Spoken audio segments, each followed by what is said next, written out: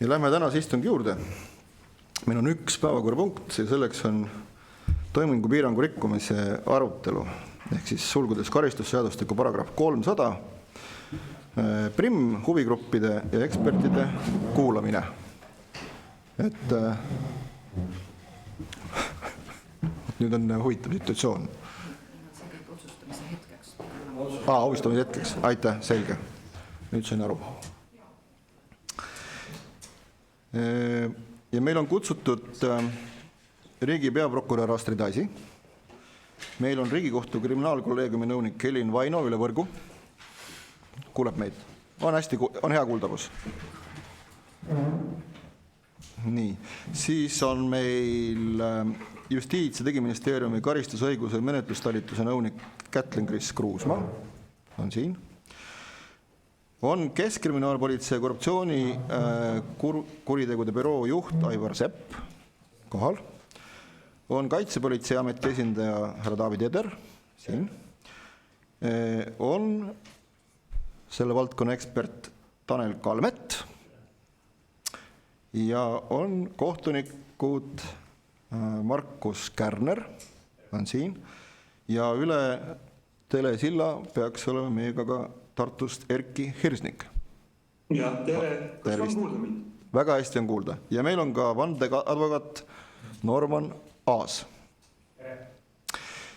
Nii, ja meil on veel ka kaks külalist seal laua otsas, keda toimingupiirangut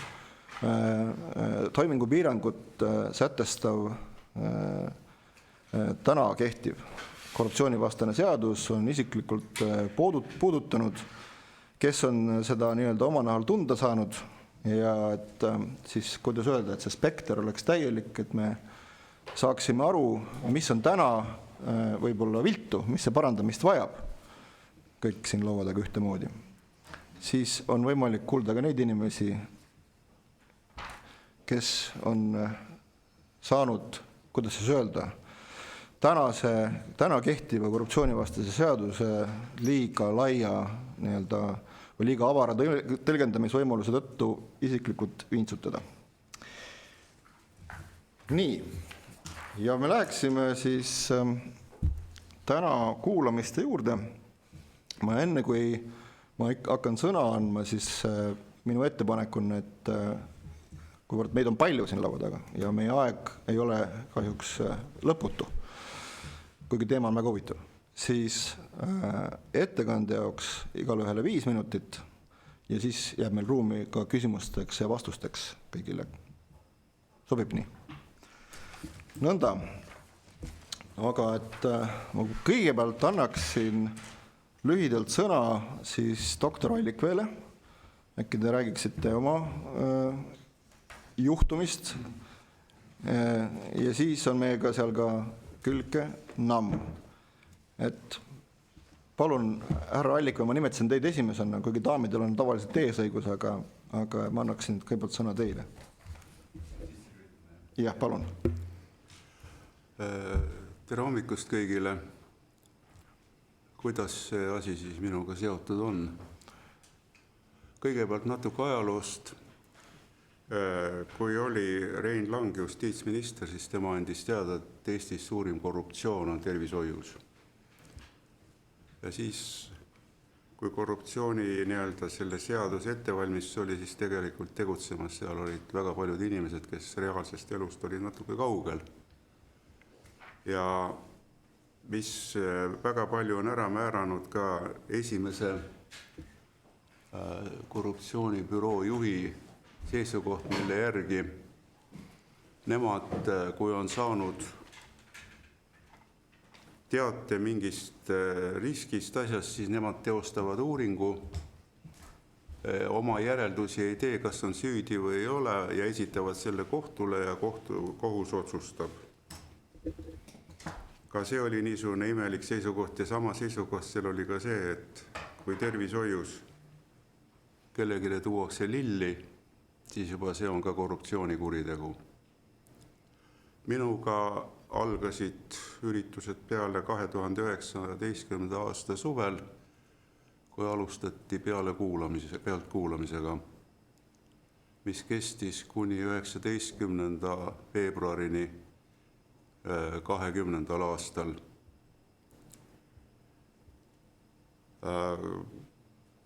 Haigla juhina oli näha, et midagi on toimumas, oli see, kui 19. aasta,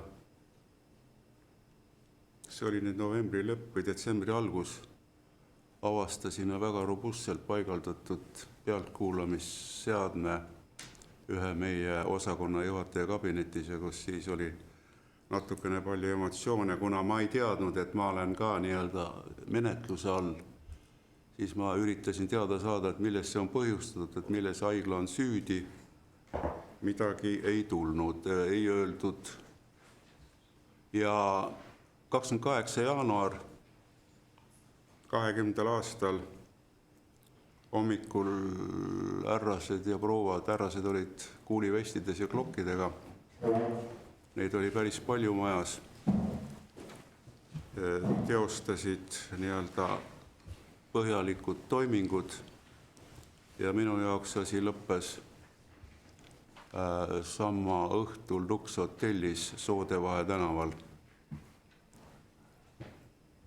kus sai tunda kõike seda, et maksimaalselt sind alandada, et sa jumala pärast oleksid kõigega nõus ja tunnistaksid asju, sest kui oli ka hommikul ülekuulamised ja üks daam, kes seda tegi, siis tema jaoks mitte kuidagi ta ei saanud sellest aru saada, et miks ma ei tunnista ennast süüdi kohe.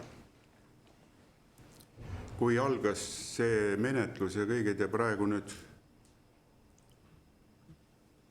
analüüsides ja vaadates, kui oleks see uurija, kes tegeles meie asjaga põhjalikumalt tutvunud dokumentidega ennem seda, kui toimus nii-öelda mahajooks, oleks ta asjast aru saanud, et juhatuse esimees ei ole 2400 kollektiivi ainuvalitseja, vaid seal on igal inimesel oma roll ja ka juhatusel on niisugune asi nagu juhatuse reglement ja kus on juhatuse liikmete vahel kohustused ära jagatud, ära määratud. Kui oli toimunud, siis 29. jaanuar loomulikult tuli ametist maha võtta. Mind siis saadeti, ma ei teagi kuhu, kuskile saadeti, aga esimest korda ma sain teada, mida tähendab minu vanuses niisugune asi, nagu seda on korralik stenokardia. Ja mul oli au viibida oma haigla erakorralise meditsiini osakonnas terve päeva. Ja siis asi veeres nii, et märtsikuuses peale seda, kui Norman Aas oli põhjalikult tutvunud nende dokumentidega, mille alusel see asi minu jaoks peale algas, tegi linnapea mulle ettepaneku tagasi tulla ja hakata haiglat juhtima. Aga see oli loomulikult piirangutega ja mis minu jaoks oli kõige kurvem selle asja juures oli see, et kuidas inimesed olid muutunud ja kuidas inimestes oli hirm midagi otsustada, hirm midagi teha. See on tegelikult see, mis tähendab seda, et ärme parem midagi tee. Ja kuna riigihange kuidagi asi ei hakanud kuhugi jõudma, siis uurija oli väga tubli, terane, leidis teise põhjuse, leidis selle, et ma olen väga rikkunud toimingupiirangut ja ma olen kirjutanud alla töölepingu muudatustele oma sugulastele ja kokku selles mõttes üle 1 miljoni raha on läinud nii-öelda mitte õiguspäraselt. Kuna olid juba tekkinud teatud emotsioonid, siis ausalt öeldes ma ei pidanud ka enam mingit vajadust tunnistusi anda, sellepärast, et oleks uurija olnud nii paljugi, et oleks lugenud läbi selle, kuidas haiglas toimub palkade korrigeerimine, mis toimub tervishoiul iga aasta, siis vastavalt haiglate liidu ja arstide liidu kokkuleppele, siis oleks olnud selge, miks olid seal need allkirjad all ja juhatuse esimees inimeste ja arstide palka ainuisikuliselt ja põhimõtteliselt ei muuda. Selleks on taga kliinikud, osakonnad ja muud teenistused. Suhteliselt vaikus oli ka, kuigi niisugune emotsioonid olid igatipidi kriisis, siis oli aasta 22 möödus ilma oluliste tegutsemisteta, aga kogu see oli teada, et suur kahtlusalune 23 aprillikuus oli kohtumine ringkonnaprokuröriga, kes tegi ettepaneku oportuniteediks. Ja oportuniteedi ettepanek oli nii, et summa on 26 000, mis oleks tulnud selle eest maksta. Väga ahvatlev, väga meeldiv ettepanek, aga ma tegin prokurörile samuti ettepaneku, et väga tore. Ma selle raha annan, aga selle raha saab minu advokaat. Juhul, kui me läheme kohtusse. Ja elu läks edasi, kuni 24. aasta 6. detsembril tuli riigiprokuröri otsus, et kõik asjad on lõpetatud. Ja et ma olen nüüd justkui vaba inimene ja kõik on kõige paremas korras Eesti riigis. Aitäh. Ma tahaks veel paar asja öelda. Ja muidugi see 5 minutit muidugi ammu täis, mis ma igale ühele lubasin, aga hästi, kui komisjoni liikmed minu on nõus, jaoks siis tegelikult on asi muutunud väga tõsiseks, vaadates viimaseid päevi ja olles siin Riigikogus. See, kui esimest korda Riigikogu hääletas, õigemini ei tulnud kohale selleks, et Riigikogu liikme osas võtta oma seisukoht. Ja õiguskantsleri ettekanne seal, mis näitas, kuidas õiguskantsler, kes on tegelikult Eesti riigi õiguse eest seisja, on täielikult välja lülitatud Riigikogu poolt, vastavalt sellega on tulnud ettepanek. Ja sellele, mis järgnes riigiprokuröri sõnavad, et justkui, kuidas küll saadikud julgesid öelda midagi riigiprokuratuuri vastu, et see on juba peaaegu riigipööre. Andke andeks, aga me hakkame jõudma täpselt samamoodi. Meil tekib ainult hirm. Ka lugupeetavatel rahvasaadikutel on hirm, et äkki mina olen kuskil. Nii et ma tahaks teile soovida selles mõttes väga tõsist jõudu. Kõik. Aitäh. Kas on külalisele küsimusi hetkel? Hetkel ei ole. Siis Küllike Namm, palun. Mul on natuke lihtsam. Mul on kaitse ka siin, kes saab ilmselt, kui mina jätan midagi rääkimata, siis täpsustada. Asi on näljast kaugel. Mina olen sellele menetlusele allunud, õigemini allutatud täpselt 5 aastat, 5 kuud ja 5 päeva. Ja see algas 30. juunil 2020, kui advokaadibürood, mille pidaja ma olin, ja siis, kui ma veel vandeadvokaat olin, tuldi läbi otsima. No, algus ei saanud aru, aga kuna Äripäev oli juba võtnud sihikule Käsmu sadama, siis ka politsei ja prokuratuur olid saanud kohtust siis meie büroo läbiotsimise volituse ja seda siis tehti. Järgmisel päeval selgus, siis kui ma kahtlustust läksin saama, et ma olen saanud ametiisikuks. Ma olen suunanud 2 haldusmenetlust sellisel viisil, et Käsmu Majaka sadam, mille juhatuse liige ma olin, oli võitnud enampakkumise ja ise oma eraõiguslikku raha otsustanud paigutada sadama ehitusse 1,5 miljonit. Ja selle eest siis otsustati, et see ongi toimingupiirangu ulatus, eraõiguslik raha, advokaadist ametiisik ja 2 Haljala, sedapukk oli ta Vihula vald ja Haljala vald õigemini, ja siis, kui see kõik muutus, siis 2 Haljala valla volikogu otsuse mõjutamine. Aga see oligi reaalsus. Selle kahtlustuse ma sain. Norman, räägin eesnimega, sest kaitse ja kaitsealune kasvavad kokku selle aja käigus. Tegi päris mitmeid taotlusi, et kuulge, see on jama ju, et esiteks advokaat ei saa olla ametiisik. Esiteks see suunamist, mis väidetavalt toimus, ei ole toimunud, sest need volikogud toimetasid ise ja see on ju eraõiguslik raha, sest avalikku raha ei ole kasutatud mitte ühte senti. Ei aidanud. Jõudsime kohtusse. Ma ei hakka rääkima oma terviseandmetest, aga ma tegin tööd. Büroos kindlasti mingid avalikud asutused lõpetasid meiega kliendisuhted, arvatavalt nad ühesõnaga ei sõlminud neid enam uuesti. Ütleme, keeruline oli olla olukorras, ei olnud muidugi tuhandeid töötajaid, aga kui sul on ka juba 10 vandeadvokaati, siis ikkagi, ja sa osutad õigusteenust, õigusteenus on advokaadibüroos ikkagi selline, et sa ole lugupeetav, aus, usaldusväärne, aga kui kõik valdav äripäev, aga kui kõikidest lehtedest ikkagi kirjutatakse, mida sa kõike teinud oled, siis ega ta väga tore ei ole. Ja kindlasti mainele hästi ei mõju. Aga läks siis sinnamaani, et kui prokuratuur toimikuid tutvustas, siis Norma tegi järjekordse taotluse. Aga me jõudsime kohtusse. Erinevalt Ralf Allikvest olin mina nõus juba selleks hetkeks ükskõik peaasi teeme oportuniteedi või lõpetame selle menetluse ükskõik millisel viisil ära, välja arvatud kokkuleppega, siis ma ei saanud töötada. Aga ei, prokuratuur leidis, et see on sedavõrd oluline kaasus, mis tuleb lõpuni menetleda. Ja kui sa käid kohtus, ma julgeks pakkuda, et maakohtu istungeid oli vast 20 päeva. Võib-olla liialdan, võib-olla mitte.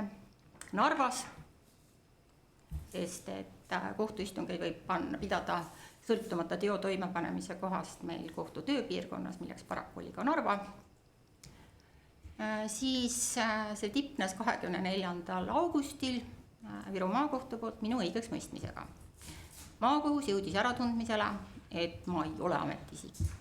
Kusjuures ta märkis, et ka tõepoolest, kui ikkagi kasutatakse eraõiguslikku raha, siis see toimingupiirangu koosseisu kindlasti seda ulatust ei täida. Prokuratuur kaebas ringkonnakohtusse ja siit ongi nüüd see küsimus, et ringkonnakohus mõistis mind süüdi.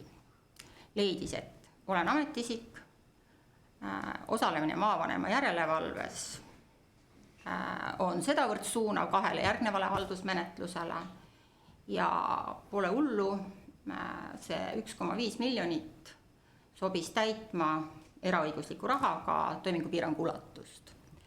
Ja nii see oli. Õnneks see otsus oli 4. aprillil 2025, jah, just nimelt 2025. Ringkonnakohus menetles seda asja 1,5 aastat. See tähendab seda istungit või õigemini otsus, istung peeti 27. mai 2024 ja otsus, nagu ma ütlesin, tuli 4. aprill 2025. Edasi lükati seda otsust 3 korda. Ma keegi ei tea miks. Aga teda lükati ja see on kohtuõigus. Ja õnneks võttis Riigikohus minu kaitsjate, üks nendest oli Norma Naas, siis ma juba nagu panustasin ka oma büroole, et tegime 2 kassatsiooni, sest et mõtlesime, et äkki tuleb seda asja ikkagi täiesti erinevatest vaatevinklitest vaadata, et võib-olla me oleme keskendunud kuidagi pidi ise jäänud oma asja külge väga kinni, et las keegi vaatab veel. Mõlemad kassatsioonid võeti menetlusse, seda tehti ka 30. juunil, nii nagu see menetlus algas, 2025 seda puhku. Ja 5. detsembril siis Riigikohus mõistis mind õigeks. Jõudis äratundmisel, ma ei ole ametisik ja toimingupiirangut siiski eraõigusliku rahaga ei sisusta seda ulatust.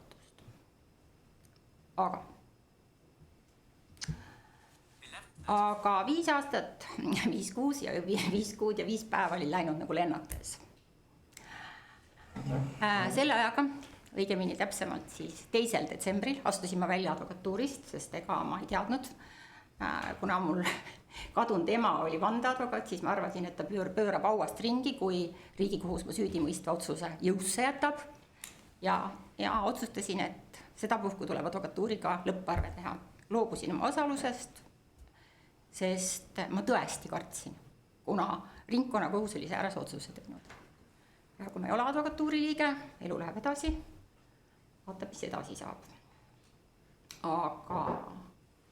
Aga ütlen, et see on kohutav periood, kui sa tegelikult ei tea, milline on õigusruum. Ja siis 5 aasta, 5 kuu ja 5 päeva pärast saad sa tõesti teada, mida sa teadsid 30. juunil. Sa ei ole ametisik, sa ei ole mitte midagi suunanud, 2 eraldiseisvat haldusmenetlust, kuna mul siiski on kõrgemad juriidilised teadmised, sest advokatuur võttis mind kunagi liikmeks. Ja eraõiguslik raha ei saa seda koosseisu täita. Ja nüüd meil toimub vaidlus selle üle, et jätame ikkagi põhimõtteliselt selle ulatuse muutmata, et pole häda, aga siis juhtubki nii, nagu minuga juhtus. Nii et ma palun arvestada seda. Võib-olla keegi teine pääseb kergemalt. Suur tänu, proua Nõmm. Head kolleegid, ma palusin neid külalisi meile täna siia, et me tegelikult kuuleksime nende lugu.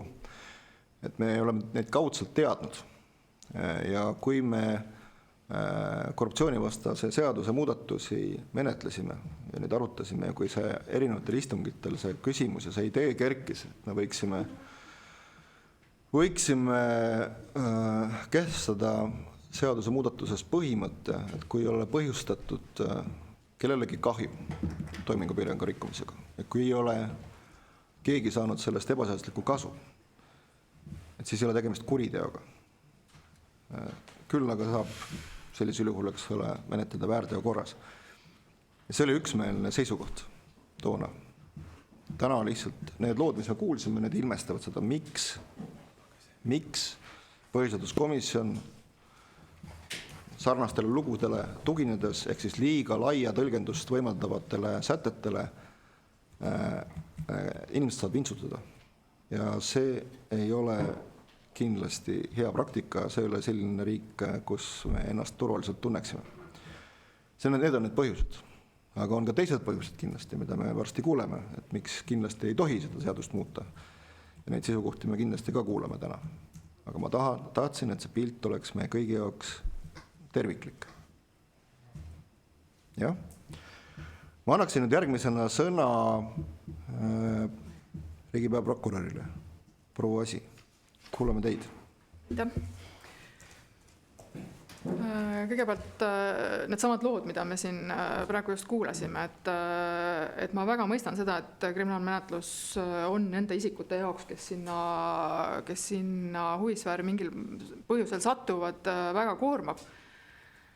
Ja sellest lähtuvalt on prokuratuur eelmise aasta lõpus enda strateegilistes eesmärkides leppinud kokku esiteks nii kvaliteedi kui ka ajaraamid, et meil oleks endal selged eesmärgid, et vähemalt kohtueelne uurimine, mis on siis prokuratuuri kontrolli all, oleks läbi viidud nii kiiresti, kui see vähegi võimalik on. Just nendest samadest kaalutlustest lähtuvalt, mis nüüd kohtu poolt puudutab, see nii palju prokuratuuri kontrolli all ei ole, aga ma väga loodan, et ka seadusandja annab oma panuse, et me saaksime ka kohtumenetluse poole kiiremaks, et täna on Riigikogus ka üks eelnõu selles osas menetluses.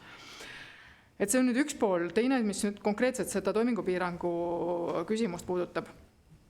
Ma olen nõus sellega, et see praegune kehtiv koosseis on liiga lai. Sinna koosseisu alla läheb täna erinevaid olukordi, mis tegelikult ongi jaburad. Ja selles mõttes ma toetan seda, et seda koosseisu tuleks kitsendada. Nüüd see versioon, mis on vahepeal liikus, et tuua sisse see kahju või kasu element, see nüüd omakorda oleks minu hinnangul teise äärmusse minek, mis sisuliselt oleks teinud selle sätte sisu tühjaks, ehk et selle koosseisu eripära arvestades neid asjaolusid ei ole võimalik praktiliselt tuvastada. Miks ma seda julgen öelda, meil on analoogne olukord olnud kunagi riigihangete nõuete rikkumise koosseisuga, mis on oma olemuselt sarnane. Et mida mina ise olen varasemalt välja pakkunud nii õiguskomisjonis olles kui ka mujal, et sinna koosseisu võiks tuua sisse korruptiivse eesmärgi, ehk et kui see tegevus on toimunud selgelt korruptiivsel eesmärgil, siis oleks tegemist kuriteoga. Muul juhul, kui me räägime formaalsest rikkumisest, siis on ta kas siis väärtegu või on ta distsiplinaartegu, igal juhul mitte kuritegu.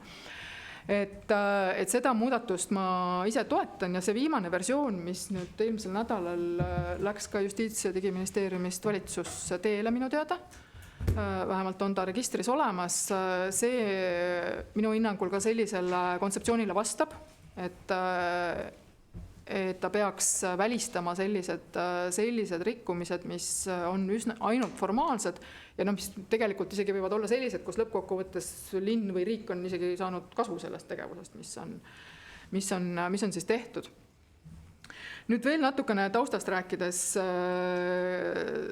mis puudutab nüüd seda, et kas prokuratuur on ülemäära aldis olnud toimingupiirangu rikkumiste uurimisel, siis palusin välja võtta statistika 2015–2025.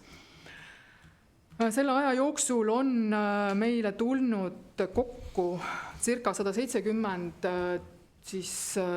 infot või teadet sündmuste kohta, väidetavate toimingupiirangu rikkumiste sündmuste kohta.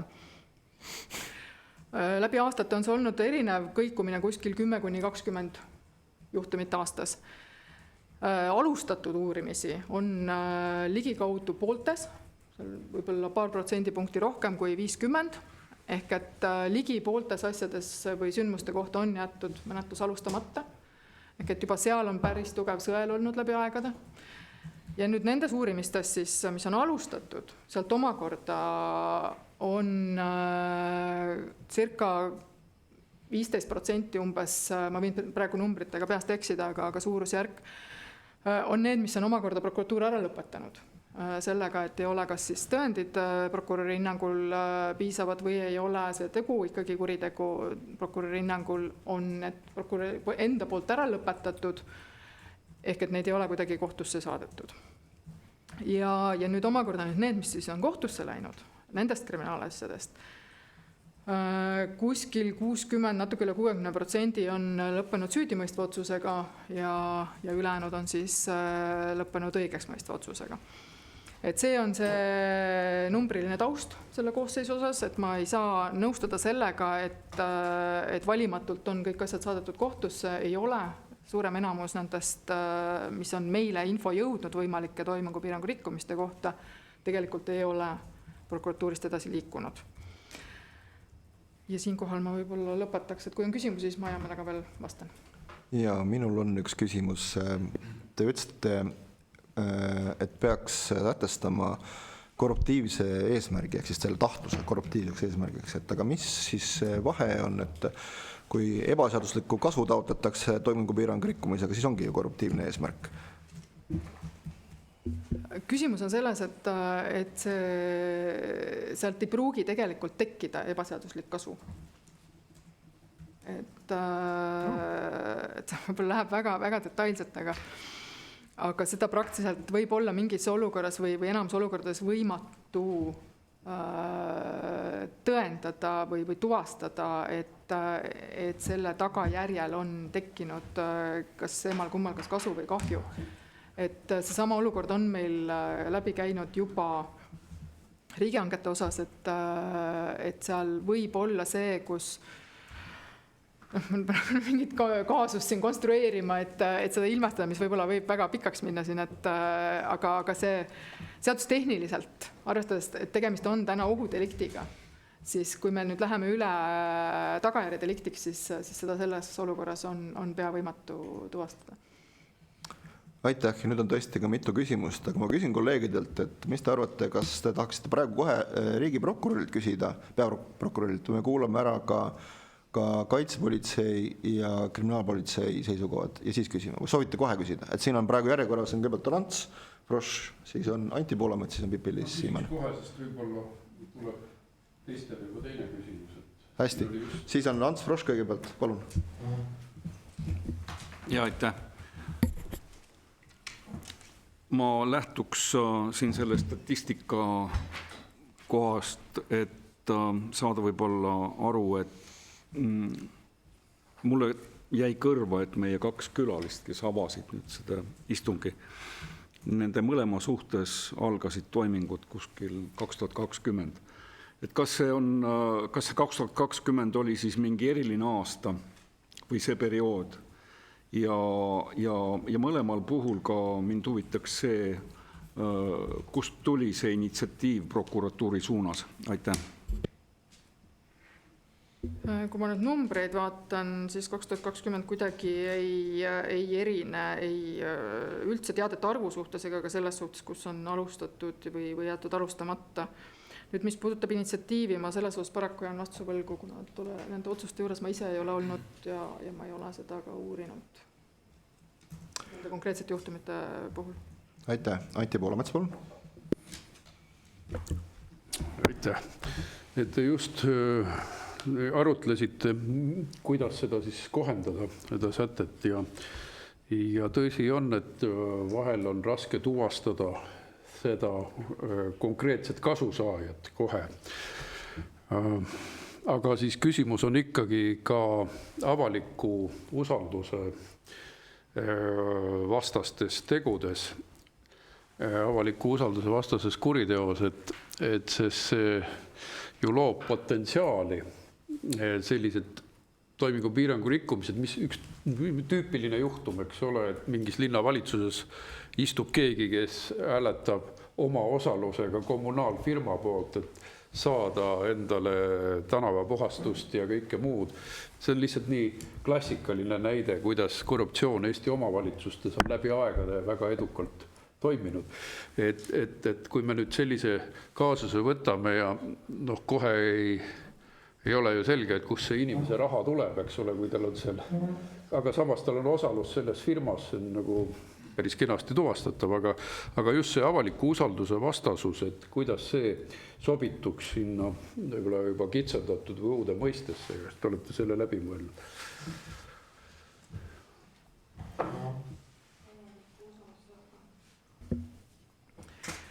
Selles mõttes see näide oli väga hea, et illustreerimaks seda, et kuidas ei ole võimalik seda kasu või kahju tuvastada, on see, et see kasu või kahju tegelikult võib mingis olukorras ilmneda alles X aastate pärast, kus see tegu on juba võib-olla aegunud ja me ei saagi üldse enam sellele reageerida.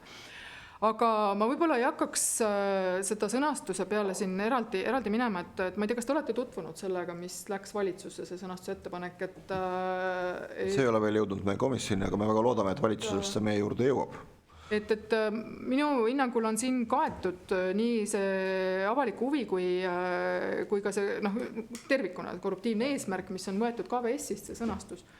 Et see minust katab selle väga ilusti ära ja nii, et selle koostis oleks selles mõttes tasakaalus, et ühest küljest need samad näited, mis siin läbi käisid, et need ikkagi oleks karistatavad, aga teisest küljest ei läheks jälle see koosseis selliseks, mis hõlmab ka selliseid tegusid, kus tegelikult kellegi õiglustunne kuidagi riivatud ei saa tegelikult. Mis täna paraku on, et sinna koosseisu alla lähevad ka sellised asjad.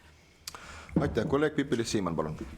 Aitäh. Ma kõigepealt muidugi klaariksin selle, et erinevalt kolleeg Poolametsast, kellel on laialdased teadmised kusagil omavalitsustes kogu aeg toimuvast korruptsioonist ja sellistest otsustest, siis omavalitsused, kellega ma palju olen kokku puutunud, need selliseid korruptiivseid otsuseid reeglina ei tee.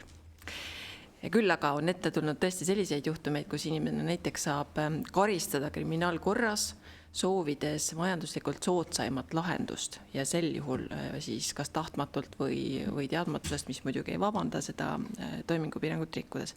Aga me jõuame tegelikult, me ei ole veel seda ettepanekut nüüd näinud, ma loodan, et see hõlmab kõike vajalikku. Me väga ootame seda. Aga me jõuame tegelikult selle sama korruptiivse eesmärgi juurest ju ikkagi sinna sama kasu või kahju tekitamiseni tegelikkuses, mis ka võib-olla meie eelmise sõnastuse võib-olla mitte kõige õnnestunum ja võib-olla piirmäärad ei ole õiged, aga ikkagi peab olema ju võimalik määrata siis ja tuvastada seda tekkinud kahju või kasu. Ehk et mille poolest see nagu erineb meie eelmises siis eelnõus nagu välja toodud sellest olulise kasu või kahju tekitamisest, sest selle korruptiivse eesmärgi selline taotlus või ka see tegelik eesmärk lõpuks, eks ole, kas ta on siis saavutatud või ei, seda te saate ju ka alati hinnata ainult tagantjärele. Et kuidas see nagu paremini menetluses siis selgub? Veel kord, see kasu või kahju, see ei pruugi üldse sealt välja tulla, aga ma olen väga nõus, miks ma ütlen, et ma toetan seda sätte kitsendamist, seesama näide, mis te praegu tõite, et lõppkokkuvõttes võib-olla inimene on taotlenud tegelikult kohalikule omavalitsusele kasulikku tehingut, aga on juhtunud, et on tegemist temaga seotud isikuga, kellega selle tehingu on teinud. Et kui sellel ametnikul ei ole olnud mingisugust korruptiivset eesmärki, vaid tema eesmärk ongi olnud linnavalitsusele näiteks või linnale kõige soodsama tehingu sõlmimine, siis ei olegi võimalik seda siis selle uue sõnastuse järgi, mis siin praegu liikumas on, seda käsitleda kuriteona. Et jah, kui me räägime, et seal on formaalselt toimunud rikkumine, et ta on sõlminud selle tehingu kellegiga oma seotud isikuga, et siis võib rääkida, et kas me räägime distsiplinaarvastutusest või mingist muust reaktsioonist, et ega tegelikult see ka ikkagi ei peaks olema siis sellises olukorras lubatav ju, aga vähemalt ta ei ole kuriteona karistatav. Et see on see, mis peaks saama siit sätte alt välja. Aga jällegi selle kasu või kahju teema, et see ei pruugi tulla sealt välja. Kui me nüüd räägime, et päriselt on olnud korruptiivne eesmärk, et sõlmida siis kasulik või kahjulik tehing, et see reaalne kahju või kasu ei pruugi tekkida. Aga samas avalik õiglustunne saab väga-vägagi pihta. Et sellepärast ma ei toeta seda, et sinna tekiks sisse see kasu või kahju, et ta ei muutuks meil tagajärjedeliktiks, vaid et ta jääks nii, nagu ta täna on ohudeliktiks, aga sinna tuleks see korruptiivne eesmärk sisse. Et ministeeriumi esindaja võib-olla saab täpsemalt selgitada seda sätet, mis praegu siis on liikumas. Aitäh, tegelikult me kuulame praegu ära ekspert, et eks me siis vaatame sellele eelnõule otsa siis, kui ta meie lauale jõuab, nii nagu menetluskord ette näeb, aga praegu... Veel kord, et ma väga toetan seda, et see kitsamaks läheks, et need sellised olukorrad, mis tegelikult kuidagi kellegi õiglustunnet ei riiva, et need sinna alla ei läheks. Aitäh. Lähme külalistega edasi. Ma annaksin sõna Keskkriminaalpolitsei korruptsioonikuritegude büroo juhile härra Aivar Sepale. Palun. Jaa, tere. Aitäh. Alustan natukene üldisemalt. Keskkriminaalpolitsei puutub oma töös kokku üsna paljude inimestega, üsna paljude pöördumistega. Meie üks põhieesmärk korruptsioonikuritegude büroos ei ole mitte ainult menetleda erinevaid juhtumeid, vaid ka ennetada. Ennetustegevusele oleme üsna palju rõhku pööranud ja selle raames me viime läbi erinevaid koolitusi näiteks. Aastate jooksul oleme koolitanud vähemalt 15 000 inimest ja see jätkub ka tulevikus. See annab meile sellise tunnetuse ka, me saame ise tagasisidet, millised on põhilised probleemid ühiskonnas, millised on probleemid inimestele. Samamoodi on meil olemas selline vihjemeil, kuhu inimesed saavad julgelt anonüümselt pöörduda, kirjutada erinevate probleemidega ja meil tuleb umbes 100 vihjet aastas. Ehk siis neid juhtumeid on tegelikult omajagu, millega me kokku puutume ja võiks öelda, et valdavalt ongi tegemist selliste huvide konflikti juhtumitega. Samasugused näited, kuskil kohalikus omavalitsuses keegi midagi teeb, mingisugused huvide konflikti olukorrad on ja siis on vaja hinnata, kas tegemist on süüteoga või mitte. Kui me räägime nüüd seda huvide konflikti olukorda, siis enne kui me läheme süütegude juurde, tasub välja tuua ka, et selline huvide konflikti määratlus ei ole ainult korruptsioonivastases seaduses, vaid seda on ka igal pool mujal määratletud. Näiteks haldusmenetlusseadus paragrahv 10 sätestab taandamise kohustuse juhul, kui avalikud ja erahuvid on vastuolus ja tegemist ei ole läbipaistva olukorraga. Julgeks öelda, et enamjaolt sellistes pöördumistes ongi see konkreetselt haldusmenetlusseaduse paragrahv 10 eiramine. Mis see kaasa toob? Midagi ei too kaasa. Huvitatud isik võib minna kohtusse oma õiguste kaitseks, aga sellist nii-öelda süütegu sellele ei järgne. Teatud olukordades on tegemist ka süüteoga ja kõige sarnasem koosseis ongi, selle nimi on toimingupiirangu rikkumine. On ta siis väärtegu või kuritegu. Nüüd nendes pöördumistes, mis meile tulevad, väga vähesed jõuavad sinna maani, et on alustada süüteomenetlust ja kui on alus alustada, eks me siis menetleme ja koostöös prokuratuuriga kuritegusid siis menetleme. Ehk see on selline sissejuhatav vaade. Nüüd, kui me vaatame seda sõnumit või ma ei tea, kuidagi on kõlama jäänud, et politsei tahaks alati karistada neid juhtumeid või inimesi, ei taha tegelikult karistada, me alati ei karista. Ka väärtegude puhul meil on võimalus kohaldada mitte karistust, vaid ka hoiatamist teatud olukordades, mida me oleme ka kohaldanud. Kriminaalmenetluse puhul, kui on tegemist kuriteoga, siis seda võimalust ei ole, siis tegemist on legaliteedi printsiibiga, nii et olukorrad tuleb selgeks menetleda ja siis läheb see edasi sealt. Nüüd, kui rääkida nendest probleeme tekitanud olukordadest või sellisest ebaselgusest, sellest toimingupiirangu koosseisust. Karistusseadustiku säte tegelikult on üsna konkreetne, seal on kirjas, mis on toimingupiirangu rikkumine. Et seal on selles mõttes kõik lihtne. Mis ei ole lihtne või tekitab mõnikord sellist ebaselgust, on just need korruptsioonivastase seaduse põhimõisted. On olemas need olulised kriteeriumid, mille osas tekivad vaidlused või arutledud. Mitte alati, aga mõningatel juhtudel. Kes on ametiisik, mis on avalik ülesanne, võib-olla mõnikord ei ole avalik ülesanne, vaid on avalik huvi, see ei ole sama. Kes on seotud isik, kas sõber on seotud isik või mitte, võib-olla südamesõber on seotud isik, aga mitte tavaline sõber. Kes üldse mõtleb, et mis asi on südamesõber ja tavaline sõber. Ehk siis need on need läbivad probleemid, mis on toonud kaasa neid vaidlusi ja siin ka näite puhul oli see keskne küsimus, et kas on see seotud isik, on see avalik ülesanne, on ametiisik, kas see mõjutamine on piisavalt oluline või mitte sellel toimingul, et need olid need vaidlust tekitavad küsimused. Nüüd juhul, kui seda karistusseadustikku 300 muuta, seal kitsendada juurde mingisuguseid asju, Politsei- ja Piirivalveamet ei ole selle vastu, et karistusseadustikku võibki muuta, ega sellest ei ole midagi hullu, kui täpsustada seadust, aga need tuleb täpsustada läbimõeldult, mitte tegutseda nii, et tehtud, mitte mõeldud tehtud. Juhul, kui need muudatused tooksid kaasa olukordi, kus see ühiskonna ootus ei vasta nendele, siis need on halvad muudatused. Nüüd konkreetselt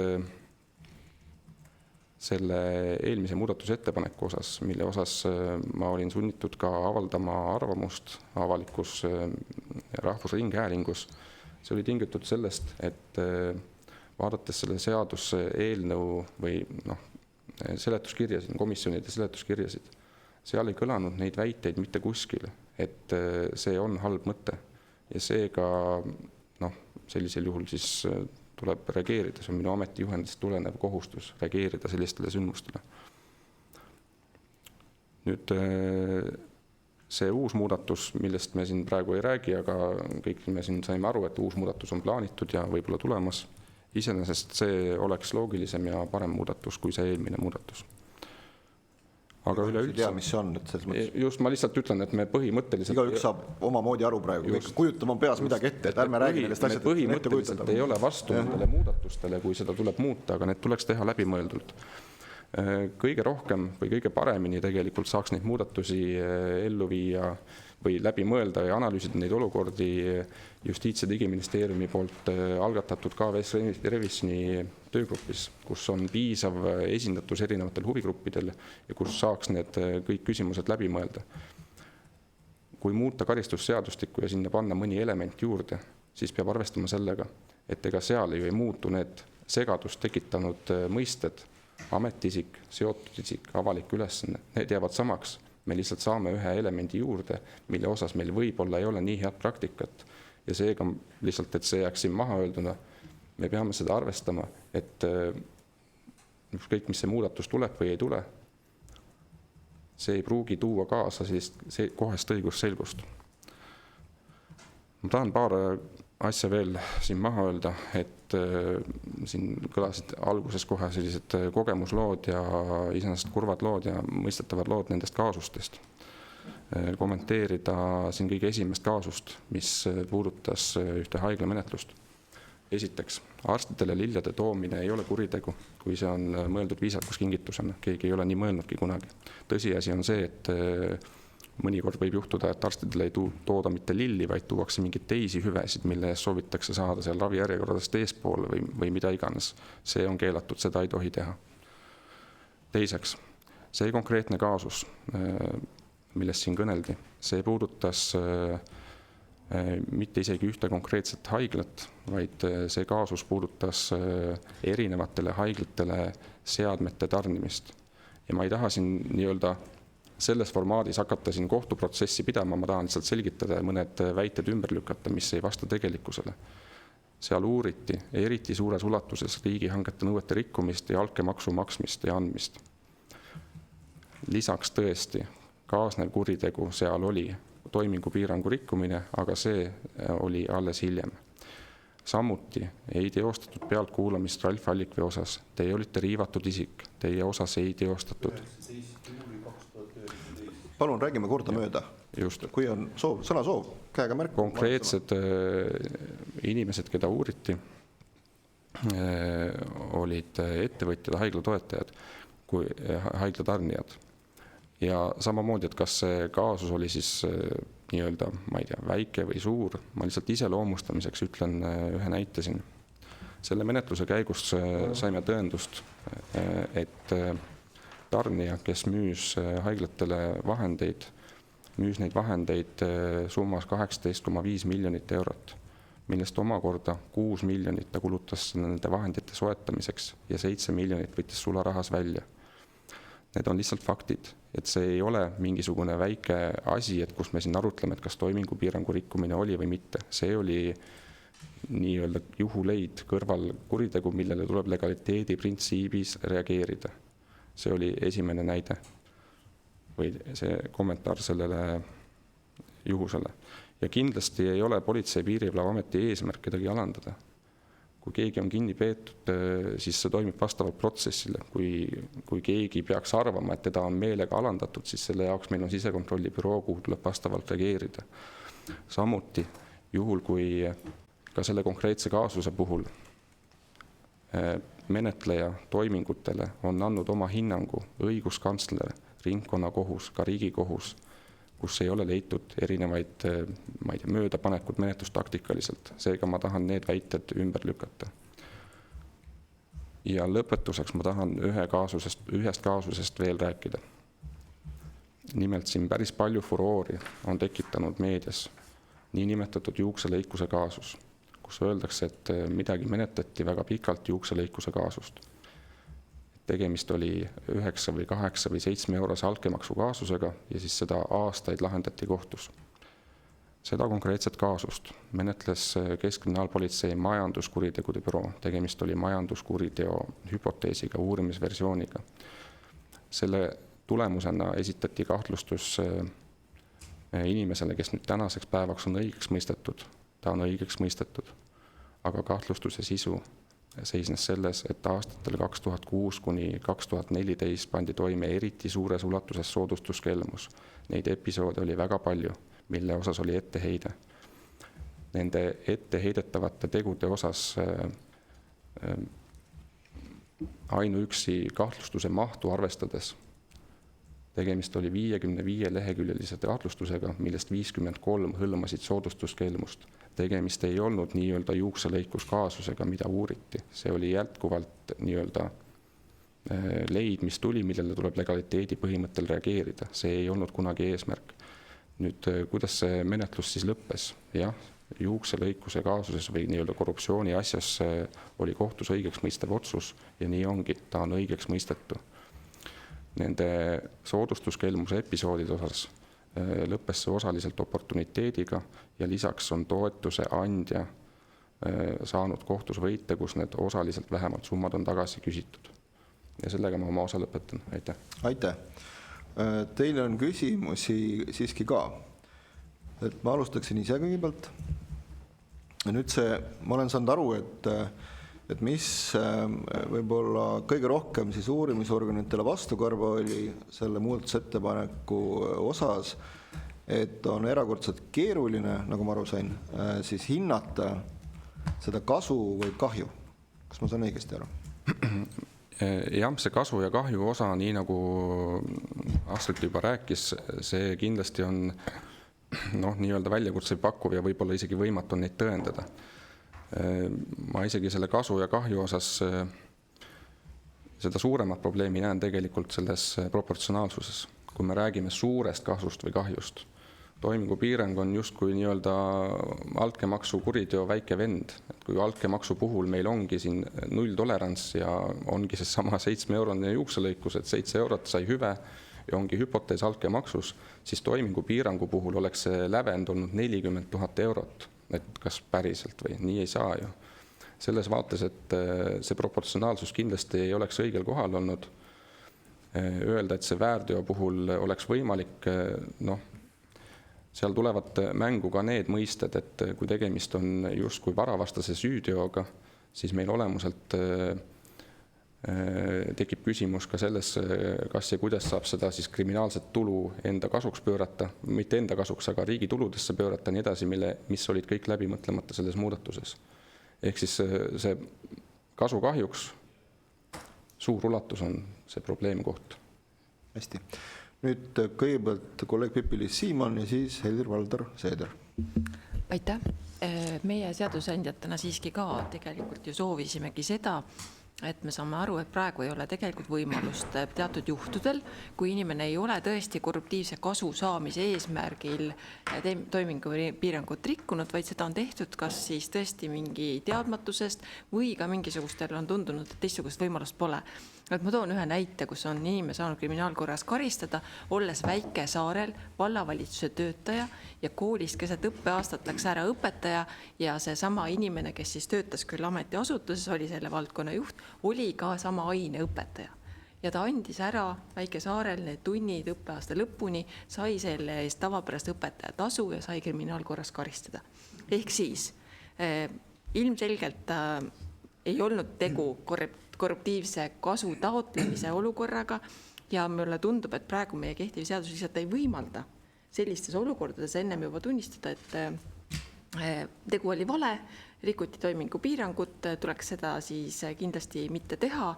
Me oleme kõik sellega nõus, ehk et mitte keegi siin ei arva, et peaks olema lubatud siis nii-öelda seotud isikutega tehingud või toimingupiirangi rikkumine. Küsimus on lihtsalt selles, et mis korras, mismoodi neid menetleda, kas me saaksime üle sellest, et me peame tingimata alustama kriminaalmenetlust, jälitama kedagi, pealt kuulama ja püüdma kõigest hingest tõendada süüd, mida võib-olla seal on kohe näha, et ei ole.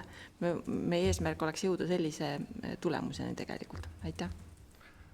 No see Väike-Saare näide tundub väga huvitav, ma isegi ei tea seda näidet ja ma ei kujuta ette, et tahaks tutvuda selle konkreetse kaasusega, aga praegusel juhul meil on 2 asja, mis meil siin on nii-öelda oluliselt määravad. Subjektiivne ja objektiivne külg teol. Subjektiivne puudutab seda tahtlust, et siin on ala teadmatusest ma võisin selle toime panna. Konkreetsel sättel on sees teadlik toimingupiirangu rikkumine. See on otsene tahtlus, seda ei saa juhtuda ettevaatamatusest või hooletusest. See on esiteks, see juba praegu on olemas. Ja teine mõte, mis puudutab seda Väike-Saare näidet, et toimingupiirangu rikkumisel on juba praegu erandid olemas. Ja see konkreetne Väike-Saare näide, ma sellepärast olen natuke skeptiline, et Väike-Saared ongi just selline erandlik olukord. Oleme seal Väike-Saarel ja ma ei tea, ongi seal üks traktor, kes seda lund lükkab ja üks õpetaja, kes midagi õpetab, et need ongi erandjuhud ja praegu neid KVS-i erandeid ka praegu on selles eelnõus veel täiendavad erandid juures, et erandid on juba olemas. Ma ei ütleks, et seda KVS-i ei saa et KVS ei lase üldse tööd teha, laseb ikka. Teatud juhtudel on võimalik neid erandid kohandada, kui need ongi. Ja kas need on rutiinsed otsused või mingid muud erandid, seda saab kohaldada ja neid kohaldataksegi. Aitäh. Helir-Valdor Seeder, palun. Aitäh. Ma olen nõus, et korruptsioonikuritegude uurimine võib olla väga keeruline ja väga raske on tõestada, eriti veel ka mingisugust rahalist kasu või kahju. Aga minu arvates ka täna kehtiva seaduse puhul terve mõistuse kasutamine on siiski ka võimalik. Ja mul ei olnud plaanis küsida, aga ma küsin, kuna te ise tõstsite selle 7-eurose juukselõikuse. Siis, ja varem rääkisite ka siin õiglustundest ja avalikust arvamusest ja nii edasi, et kui te nüüd hindate seda, et kas ei tundu nii, et see 7-eurose juukselõikuse lisamine kogu sellesse süüdistusse oli ebaproportsionaalne, pigem kompromiteeris uurimisasutusi, ei olnud kooskõlas õiglustundega ja ei olnud mõistlik nagu sellise juhtumi sinna paigutamine. Et kas see ei tekita pigem avalikus arvamuses just nimelt seda, et on süüdistus kokku klopsitud, kui me läheme nii kaugele ja taoliste asjadega täiendame siis mingisugust süüdistust. Et kuna te ise selle tõstatasid, siis ma tahaks teada nagu teie hinnangut. Aitäh. Ja aitäh. Absoluutselt, ma olen nõus, et selliste väikeste asjadega lõpuni minemine ei ole tihtipeale mõistlik ja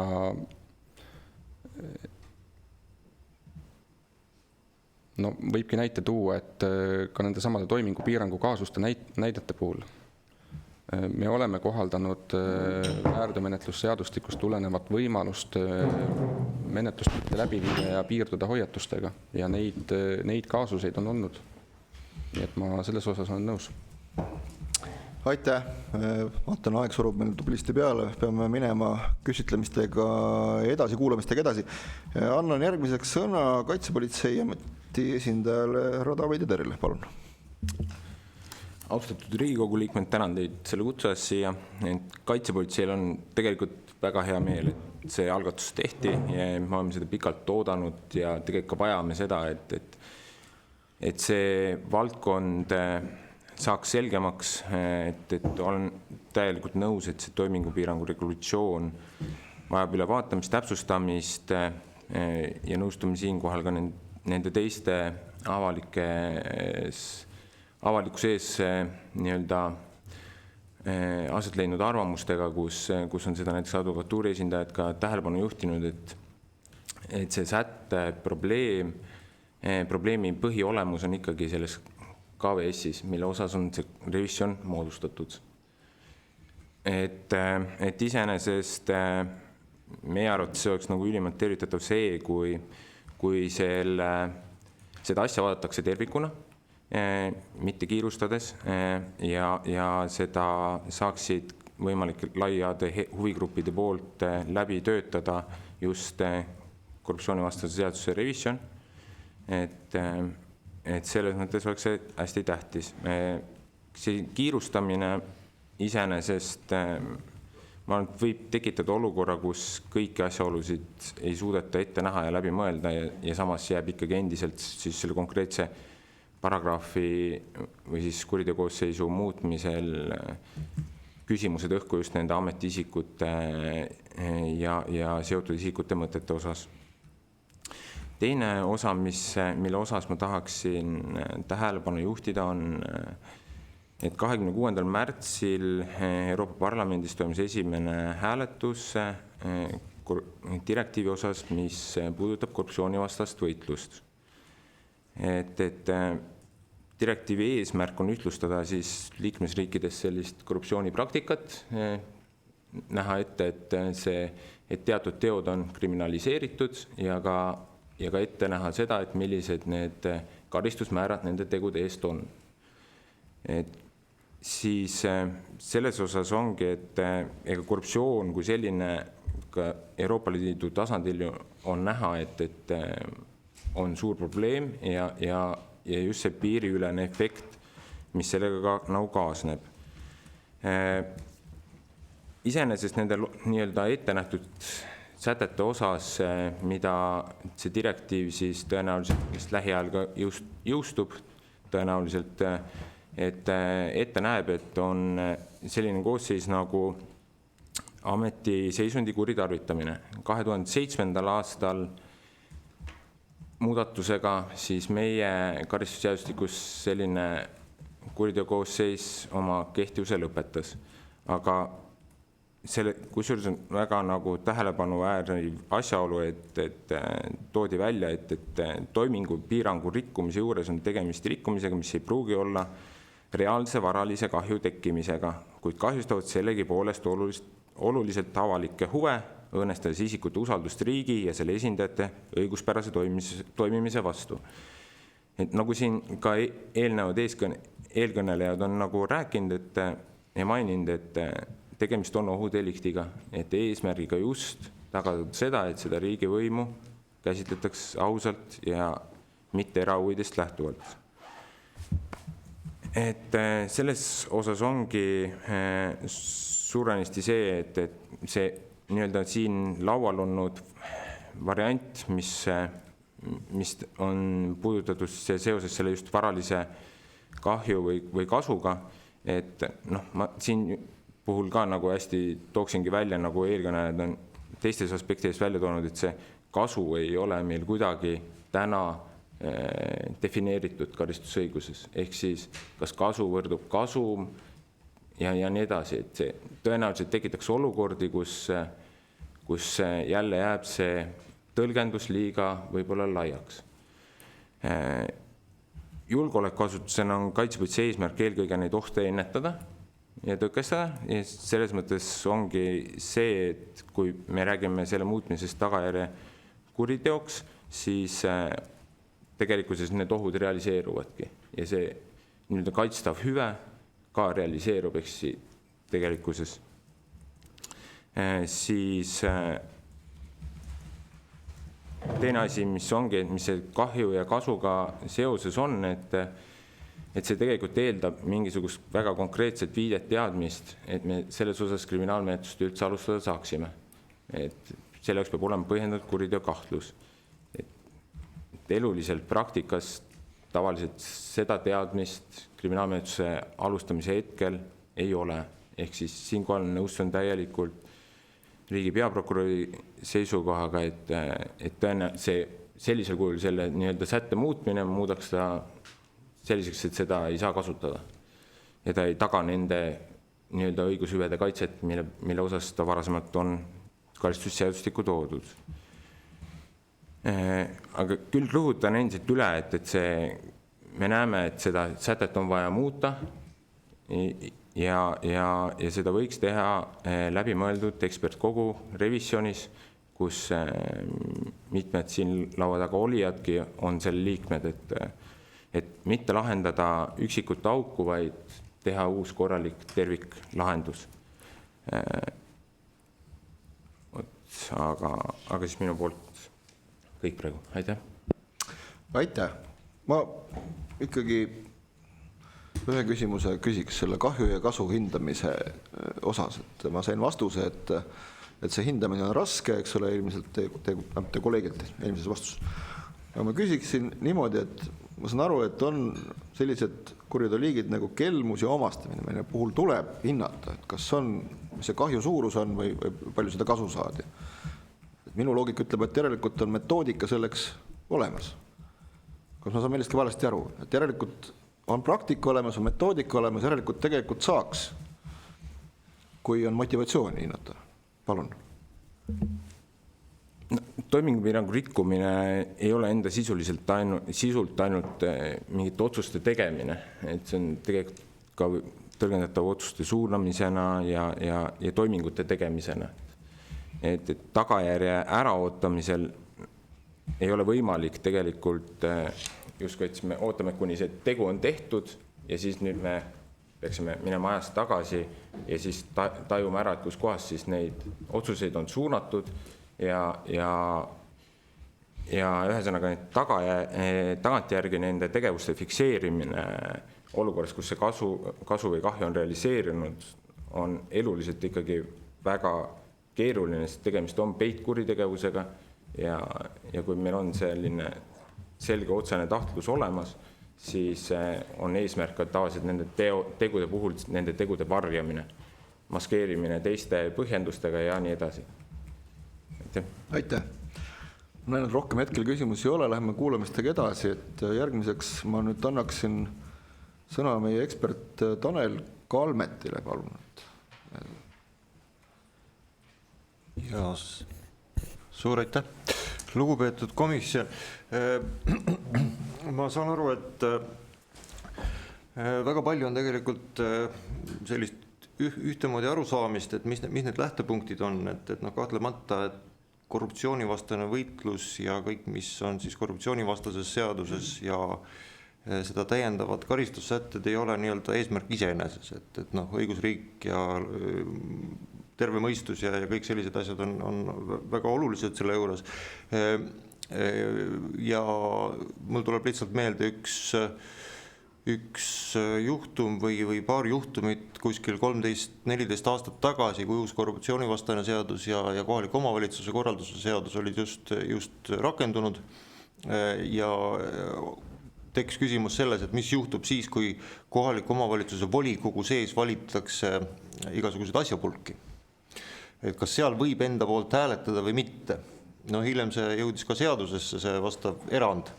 Aga esialgne lähenemine oli see, et demokraatlik protsess ei ole mõeldav siis, kui volikogu liige ei või hääletada siis enda või oma perekonnaliikme või oma kamraadi poolt, eks ole, samast parteist. Nii et üks aspekt on muidugi see terve mõistuse ja kuhu paigutub üldse kogu see korruptsioonivastane võitlus, et see ei ole nagu nii-öelda asi iseeneses. Nüüd teine põhimõte, mis on täpselt samamoodi ju võiks öelda omaks võetud lisaks õigusriikluse põhimõttel on see, et üldiselt keegi ei tohiks olla iseenda asjas kohtunikuks, eks. Ta võib ka ladina keeles öelda, aga toimib ta nii ehk naa. Ja nüüd, kui seda laiendada, siin ei ole mõeldud ju tegelikult ainult kohtunikku, et vaid ka mis tahes otsustajad, kes teevad otsuseid enda oma lähedaste suhtes, mis võib olla siis kasutoov või kellelegi konkurendile võib-olla kahju tekitavaks. Nii et selleks, et seda kõike vältida, sellepärast see huvide konflikti kontseptsioon ja ka siis toimingupiirang meie korruptsioonivastases seaduses on niimoodi olemas. Ja nüüd selleks, et ta ei oleks ainult üks selline formaalne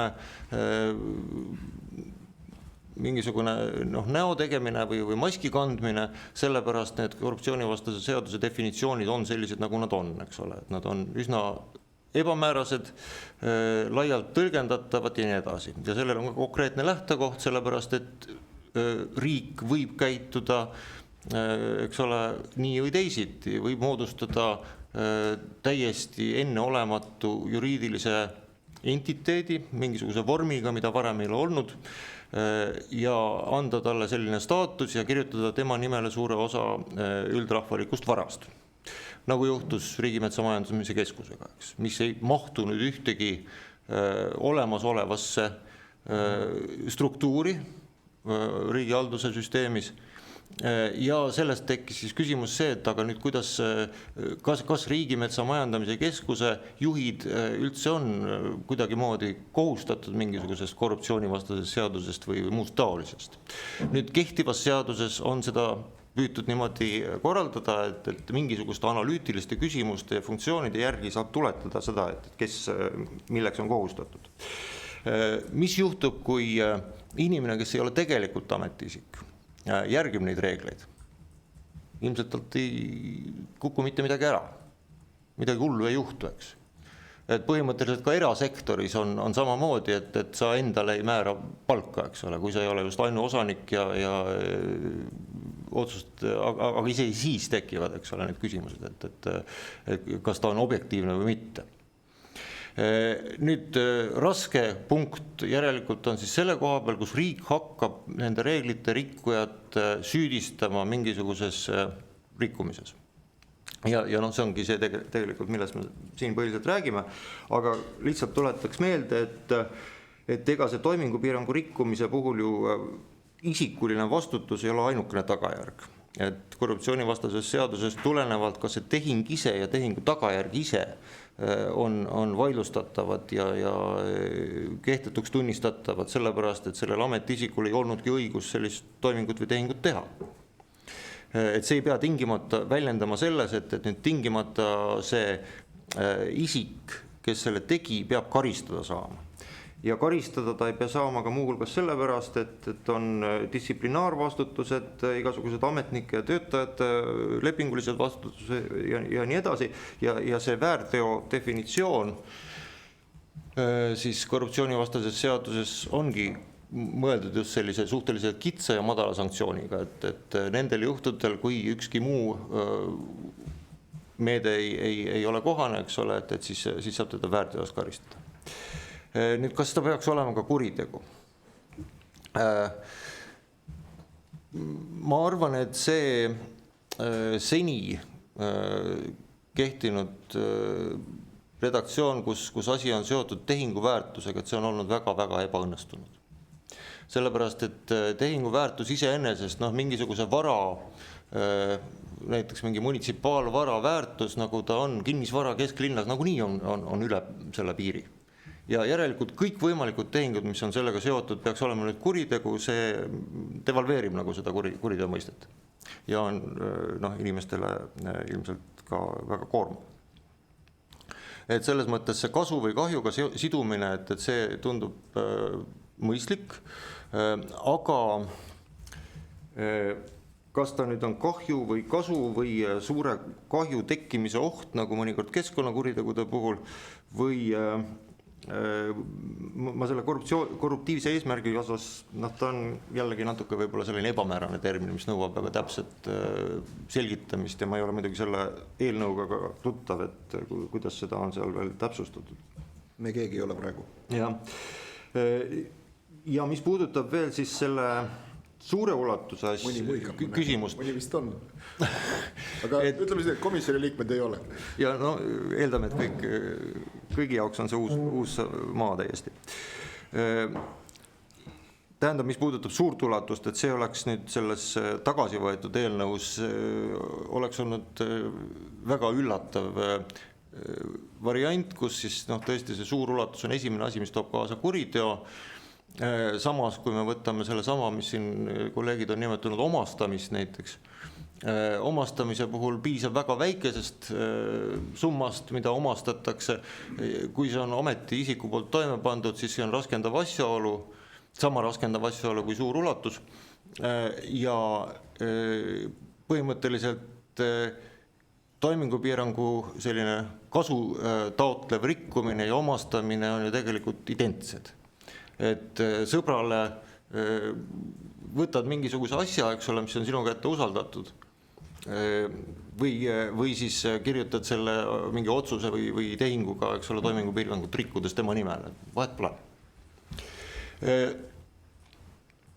Aga karistada saab väga erinevalt ja sõltuvalt sellest summast ja kõigest muust taolisest. Et see on kindlasti üks asi, mis viitab sellele, et ma saan aru, valitsus, Riigikogu, põhiseaduskomisjon tahaks selle asja ära otsustada ja ükskord laua pealt maha saada ja see on ajakriitiline.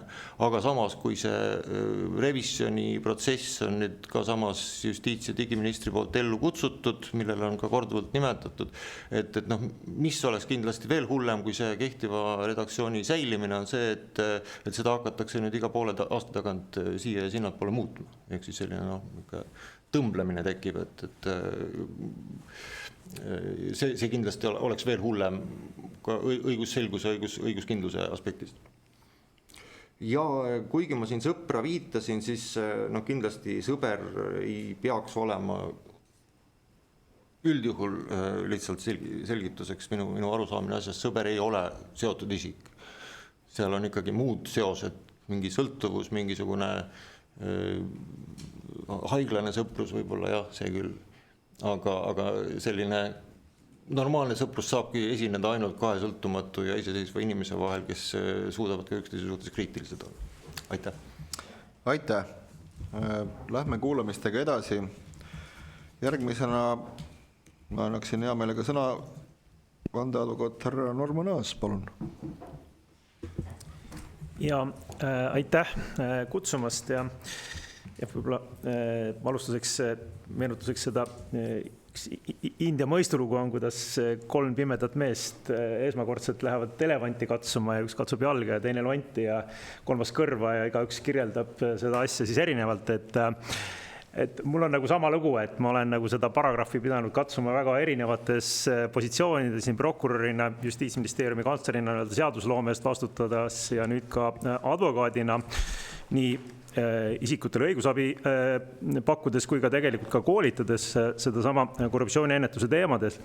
Ja ma ei taha nüüd öelda, et ma nagu olen saanud nägijaks selle paragrahvi osas rohkem kui teised, et aga kindlasti mingisugune selline kogum neid teadmisi on igast positsioonist kogunenud ja minu seisukoht on tõesti see, et võib-olla see, nagu see probleem sellel karistusõigusele, see alusprobleem on seesama korruptsioonivastane seadus, mis on rohkem mõeldud ennetamiseks, mitte isikute karistamiseks. Ja ennetamise kontekstis ta võib olla täitsa okei. Ja ma olen nõus, et kui korruptsioonivastane seadus liiga kitsaks teha, just ennetamise vaates tekivad uued probleemid, et et kas Riigi Metsamajandamise Keskuse juhtkond peab huvide konflikti järgima või mitte. Aga probleemid algavad eelkõige siis, kui sellesama suhteliselt lahtiste mõistetega seaduse pinnalt hakatakse isikuid kriminaalkorras just karistama. Ja siin on selgelt see arengud viimastel aastatel läinud nagu seda teed, et see koosseis ikkagi on liiga ebamäärane.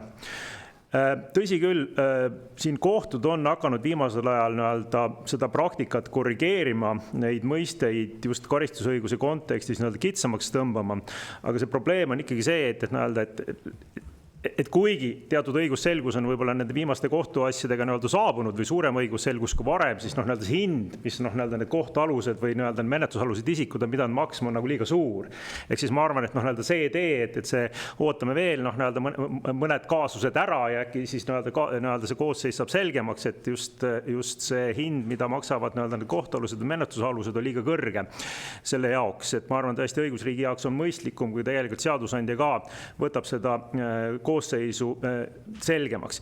Mis puudutab nüüd seda, et kas me ootaksime nüüd ära selle korruptsioonivastase seaduse revisjoni või nagu mitte, et ma siin toon ikkagi välja seda, et tegelikult parlament on arutanud seda teemat, seda eelmist eelnõust üle 2 aasta, et siin ei saa öelda, et siin on tohutu kiirustamisega tegemist.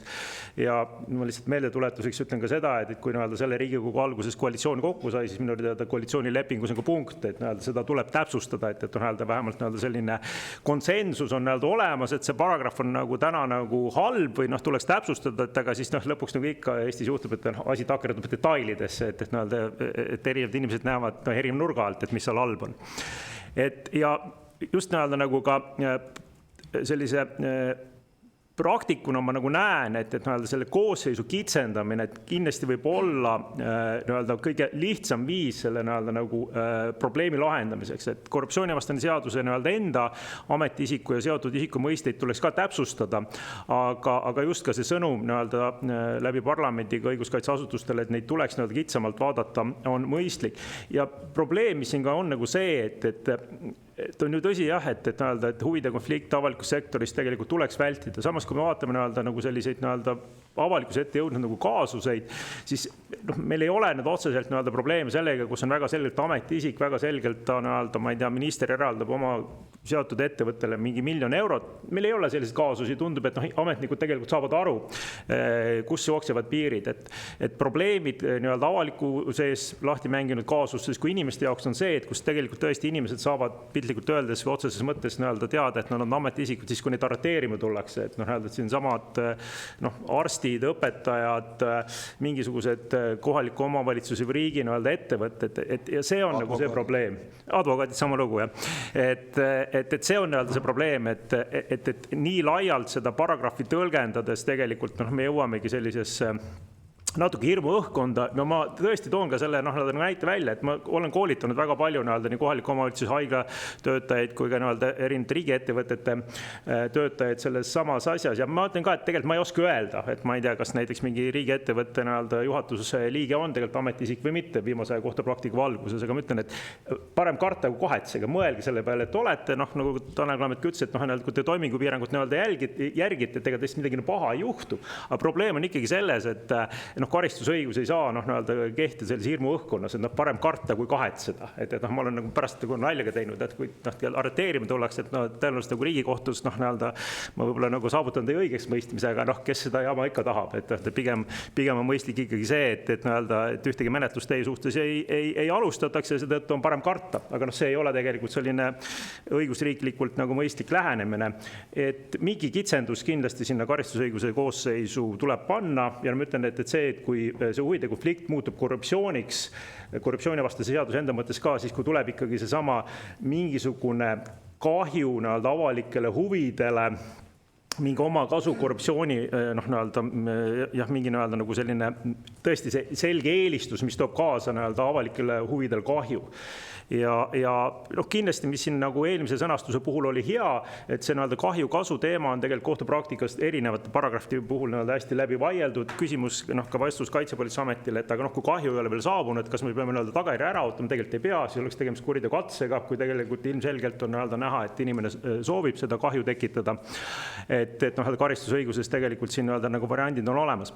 Aga ma sellega oma nii-öelda 5 minutit, mis läks üle, lõpetaks ja ma lihtsalt ütlen, et seda teemat on nagu nii pikalt arutatud, et noh, siin ei saa öelda, et noh, võtame veel aja maha ja ootame veel midagi. Suur tänu ja on teile küsimusi ka. Kõigepealt kolleeg Pipi-Liis Siemann, palun. Aitäh, mul ei olegi nii palju küsimus, kuivõrd, et nagu ma aru saan, siis tõepoolest see revisjon ju käib, aga meie seda kardetavasti selle tulemusi ei jõua ära oodata, mis ei tähenda seda, et ei peaks siis võib-olla seda õigusruumi tõesti püüdma inimlikumaks, õiglasemaks ja selgemaks muuta. Ja teiseks, et ikkagi meil on ju teiste riikide Euroopas kogemus, kus ka seesama korruptiivne eesmärk on ju sõnastatud ja seal seda kasutatakse, nii palju vähemalt ma siin leidsin neid. Ja mulle tundub, et see praegune olukord ikkagi ongi selline, kus väga huvitav oli teie jutus just see, et kas meil siis tõesti inimesed, sellepärast on Eestis korruptsioonitase ikkagi madal, et kõik kardavad nii kangesti, et mulle nagu endale küll nii ei tundu ja ma ei tahaks seda uskuda. Ehk siis näiteks selle eelmise sõnastuse kohta kõlanud kriitikas toodi välja, et inimesed hakkavad arvutama, et ahah, kui on 39 999, et noh, selle ma võin siis nagu ära teha, et siis mind karistatakse väiksemas ulatuses. Ma ei usu sellesse, et Eesti ühiskonnas inimesed sellisel viisil kalkuleerivad ja seaduse rikkumisi planeerivad, et kuidas teie kogemus seda ütleb, aitäh? Kindlasti on siin erinevad kuriteoliigid ja noh, ütleme, olles puutunud kokku erinevate kuritegude elu jooksul, on kindlasti kurjategijaid, kelle peamine nii-öelda aspekt, mida nad kaaluvad, on see, et kas nad jäävad vahele või mitte. Professionaalsed vargad, mingid organiseeritud kurjategijad. Et seal, noh, ütleme, tõenäoliselt nii-öelda summa mõttes nad välja ei kalkuleeri, seal on pigem nii-öelda vahelejäämishirm, mis nii-öelda nende tegevust motiveerib. Kui me tuleme nüüd ametialaste või ka korruptsioonikuritegude juurde, ja seda näitab ju ka tegelikult nii-öelda nagu tegelik elu, neil inimestel on tunduvalt rohkem kaotada sageli kui nii-öelda see mingisugune võit mingisuguse raha näol. Et noh, nii-öelda nad kaotavad oma professionaalse karjääri, noh, nii-öelda ka väärde vastutus iseenesest nii-öelda poliitiku jaoks korruptsioonikuriteo eest tõenäoliselt toob kaasa väga selgeid noh, nii-öelda nagu muid tagajärgi kui lihtsalt see karistus. Ehk siis ma ütlen, et ma arvan, et nii-öelda nende jaoks, kelle jaoks see paragrahv võiks olla nagu mõeldud, need ei ole need isikud, kes siis nii-öelda Excelis panevad välja, et okei, et siit läheb piir, et ma nii-öelda võtan selle riski, et noh, tühja see väärtegu on ju, või noh, tühja see poliitiline vastutus, las valijad, siis nad otsustavad minu üle. Et ma arvan, et see ametialaste kuritegude nii-öelda toimepanite ring, nendel on tunduvalt rohkem kaalul kui ainult noh, nii-öelda see rahakaristus või rahatrahv, mis sealt nii-öelda seadusesse on kirjutatud. See on minu arusaam. Suur tänu, kolleeg Helir-Valdor Seeder, palun. Aitäh, te ütlesite, et see ei ole ka päris kohane õigusriigis, kui avalikus teenistuses tuleb käituda, et parem karta kui kahetseda. Ja siin on varem ka viidatud, et hirmu õhkkonnas tegutseda, et see ei ole normaalne ja õigusriigile kohane. Ma olen igati nõus ja mulle tundub, et kohati seda ikkagi võimendavad meie uurimisasutused, kes lähtuvad no vähemalt mõnikord filosoofiast, et parem ausad inimesed vangis kui kurjategijad vabaduses, et see ei peaks ka nagu päris õigusriigile kohane käitumine olema. Aga mul on siis nüüd üks küsimus, nii-öelda lihtne üldistatud näidisküsimus, et oskate vastata. Me alustasime siin arstidest ja lillekimpudest, et kas ma saan õigesti aru praegu, et enam-vähem lihtsustatult on nii, et kui ma olen arst ja noh, me teame, on ravijärjekorrad ja aeg-ajalt mõned patsiendid ütlevad ära ja tekivad vabad ajad. Ja kui ma siis nüüd suhtlen seotud isikuga, on ta siis sõber või sugulane, kes iganes tänase mõistergi seotud isik ja ta tunneb huvi ja ma annan selle vaba aja talle, siis ma võin olla potentsiaalne kurjategija, sest ma sooritasin seotud isikule teatud hüve, võimaldasin. Aga kui täiesti võhivõõras inimene helistab ja ma selle ajan, siis ma olen nii-öelda aus inimene ja hea tegija, et ma selle informatsiooni andsin ja see aeg sai kasutatud. Lihtsustatud lähenemine, aga kas see tänasest seadust tulenevalt võib nii olla? Kellele see küsimus oli suunatud? Härra Aasale. Kes on vastab? Päris kõva pähkel. aus vastus on, et ma ei tea, et Riigikohtus saab kunagi teada. No loomulikult selles mõttes, et üldiselt nagu ka tegelikult nii-öelda politsei esindajad välja tõid selle näite, et nii-öelda ravijärjekordades ettepoole liigutamine tänases arusaamas on nii-öelda avalike ressursside ebavõrdne kasutamine, kuna eeldades, et tegemist on operatsiooniga, mida rahastab siis nii-öelda haigekassa või tervisekassa. Ja noh, eriti hulluga on siis, kui on tegemist keeruka operatsiooni. Ma arvan, et südameoperatsioon, mille nii-öelda maksumus haigekassa jaoks võib olla üle 40 000 euro, see oleks juba kuritegu, jah. Suur tänu. Lähme kuulamistega edasi, meil aeg pressib päris kõvasti peale ja on veel siin külalisi täitsa mitu. Palun nüüd härra Markus Kärner, kes on kohtunik. Palun. Nii, tervist ja kas te tahate põhifookust, et seda seisukohta või kommentaari teie pakutud eelnõu osas või üldisemalt? No tegelikult selle printsiibi osas, eks ole, millest see nii-öelda vastukaja ühiskonnas tekkis ja ühesõnaga kõigest. Kus muretsetakse kiirustamise pärast. Selge. Ma arvan nii, et kui öeldakse, et kõik, mis hiilgab, pole kuld, et kõik, mis on halb, ei pea olema ka kuritegu, eks ole. Ja selle tõite ka siin välja, et see murekoht ongi selles, et ma arvan, osad näited, mis toodi, viimane näide, mis toodi. Ma arvan, et nii ei peaks tegelikult saama teha. See ei olegi võrdne kohtlemine, eks ole. Aga ma ei arva, et tingimata see peaks olema kuritegu. Selles mõttes, et KVS sisaldab väga palju norme, mis on väga laialt sõnastatud. Ja selles võtmes ma arvan, et seadusandja eesmärk on olnud seal mõistlik KVS-is. Ma arvan, et isegi sellist otsust endaga väga seotud isiku osas, ma pean see väga seotud pole seaduse mõiste, aga näiteks abikaasa osas, kelle puhul kõrvaltvaataja ütleks, et see oli mõistlik otsus, ei olegi hea toon teha. Sest see ongi sama, nagu siin on välja toodud, et ka enda kohtuasja sai lahend, enda lähedase kohtuasja sai lahend, isegi kui keegi kõrvalt ütleb, et see oli küll väga hea lahend, et väga hästi kirjutatud ausalt, et see karistus oli ka hea, mis sa vennale mõistsid. Aga nüüd on küsimus selles, et see KVS edasi, nagu ta on kirjutatud, kui ma ei teaks, et seal kuriteokoosseis taga on, siis ma arvan, et suuresti suht mõistlik, et ära tee toiminguid, kui on mingi korruptsiooni oht, näiteks on niisugune sõna sees ja niimoodi. Ja sellise juhtnöörina, ma arvan, sellise haldusõigusliku juhtnöörina ta ongi suuresti päris mõistlik ja siit-sealt timmida niimoodi. Ja murekoht lihtsalt tekib see, et praegune lahendus on selline, et me oleme selle toimingupiirangu rikkumise karistusõiguses võtnud seda see nagu põhimõtteliselt üks-üheselt üle mõne väikse kitsendusega. Üks kitsendus on teadev. See teadev selle koosseisu mõttes, ma igaks juhuks täpsustan, see ei tähenda seda, et inimene peab nagu otsese tahtlusega teadma kuriteo sooritamist. Ta peab üksnes teadma neid fakte, mille taustal hiljem öeldakse, et see oli kuritegu. Näiteks, et sa tead faktiliselt, et selle inimesega sul on selline suhe. Õigusnormi teadmine on midagi muud, mida see koosseis selles mõttes otseselt ei eelda. Ja siis on see ulatus, siin on välja toodud selle ulatuse osas, et seda on peetud, et see on nagu natuke kummaline kriteerium. Jah, Tanel Kalmet tõi välja, et kohati ta võib viia suhteliselt absurdsete tulemusteni, et mõnikord on see, et mingisugune toiming juhtumisi oli natuke sellest summast üle, ta on kuritegu ja mõni pole, siis ta pole.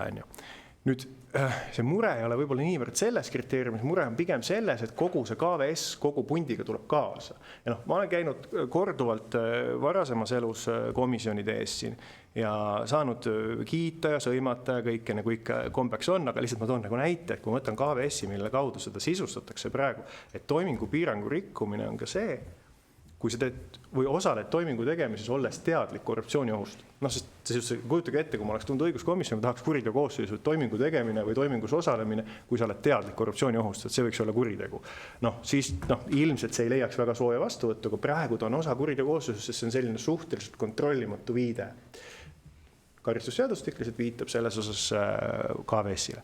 Ja ilmselt see nagu raskuskoht ongi siis seal, et ja nüüd, kuna KVS-i suuresti tõlgendavad kohtud läbi kriminaalmenetluste, siis jah, on näiteks seotud isiku puhul siin kohtud võimelnud siia pidi, et kust maalt see sõber siis on ja üritad vaadata, mis seadusandja mõtles, kui ta kirjutas selle olulise vahetu mõju. Ma ei välista, et need tõlgendused, milleni kohus on jõudnud ja inimesi õigeks mõistes öeldes, et nii ei saa olla, võiksid tegelikult haldusõiguslikult olla mõistlikud ja võikski tegelikult öelda, et tegelikult siin poleks pidanud seda toimingut tegema. Et kui ma naabrimehega käin iga päev saunas või siis vähem kui iga päev, aga niimoodi, siis mul tegelikult võiks olla ka endal tunnetus, et äkki ma ei peaks tema suhtes mingeid otsuseid vastu võtma. Aga küsimus on see, et kust maalt see peab olema kuritegu. Et sellepärast see probleemipüstitus on õige, siin on kaks põhimõttelist probleemi, on määratletuse probleem ja proportsionaalsuse probleem. määratletuse probleemi ma ei tahaks ka nii ekstreemi ajada, et noh, ma tahan selles mõttes öelda, et näidake mulle süüteokoosseisu ja ma genereerin selle kohta kaasuse, kus on võimalik teha tõlgendusprobleem, et see pole selge. Ka tapmise kaasuse kohta on õpikud täis piiripealsed juhtumid, kus kohus peab tõlgendama, et sellest täielikult nagu võitu ei ole. Lihtsalt selle koosseisu puhul on võib-olla tõesti see teadmatus juba nii suur, et noh, ta võib viia selleni, et noh, see õigusselgus saabub üsna sageli nende pikkade menetluste tulemusena inimestele, nagu me kuulsime, see alati ei ole ju väga meeldiv või kunagi. Pehmelt öeldes. Jah, muidugi, aga noh, see on ka osa õigusriigist on ka see tegelikult, et teatud vaidlused vaieldakski lõpuni riigikohtunikus mingi õigusselgus kaasab. Nüüd, kui võtta korra see, mis laual oli, see konkreetne kitsendus, et noh, selle kasu-kahju osas seal tekib natuke pigem see, et noh, et see piiritlemise küsimus omastamise koosseisuga. Kui sa teed varakäsutuse, mis on ebaseaduslik ja sinul on usaldatud see vara, siis põhimõtteliselt see võiks olla omastamine. Selle tõi tegelikult ka Tanel Kalmet siin välja. Et seal tekiks natuke see probleem, et kui me vaatame praegu, üritaks mõista, mis on see koosseisu loogika on, siis see koosseis ei ole sätestatud selleks, et kaitsta tingimata riigi varalisi huve. Ta on tegelikult aususe kohustuse rikkumine ja sellisel kujul, kui ta oleks seotud selle varalise kasu või kahjuga, siis noh, seal tekib teatud selline küsimus, et mis seal siis vahe omastamist on. Jah, teoorias siin jääb teatav kohaldamise alaga sellele koosseisule jääks selles mõttes, et olukorras, kus ma näiteks suunan otsust, keegi saab kasu või kahju ja ma siis tegelikult ise seda otsust ei saanud teha, siis seal võiks nagu öelda, et kui see selline seadus vastu võetaks, siis oleks see üksnes toimingupiirangu rikkumine, mitte näiteks omastamine.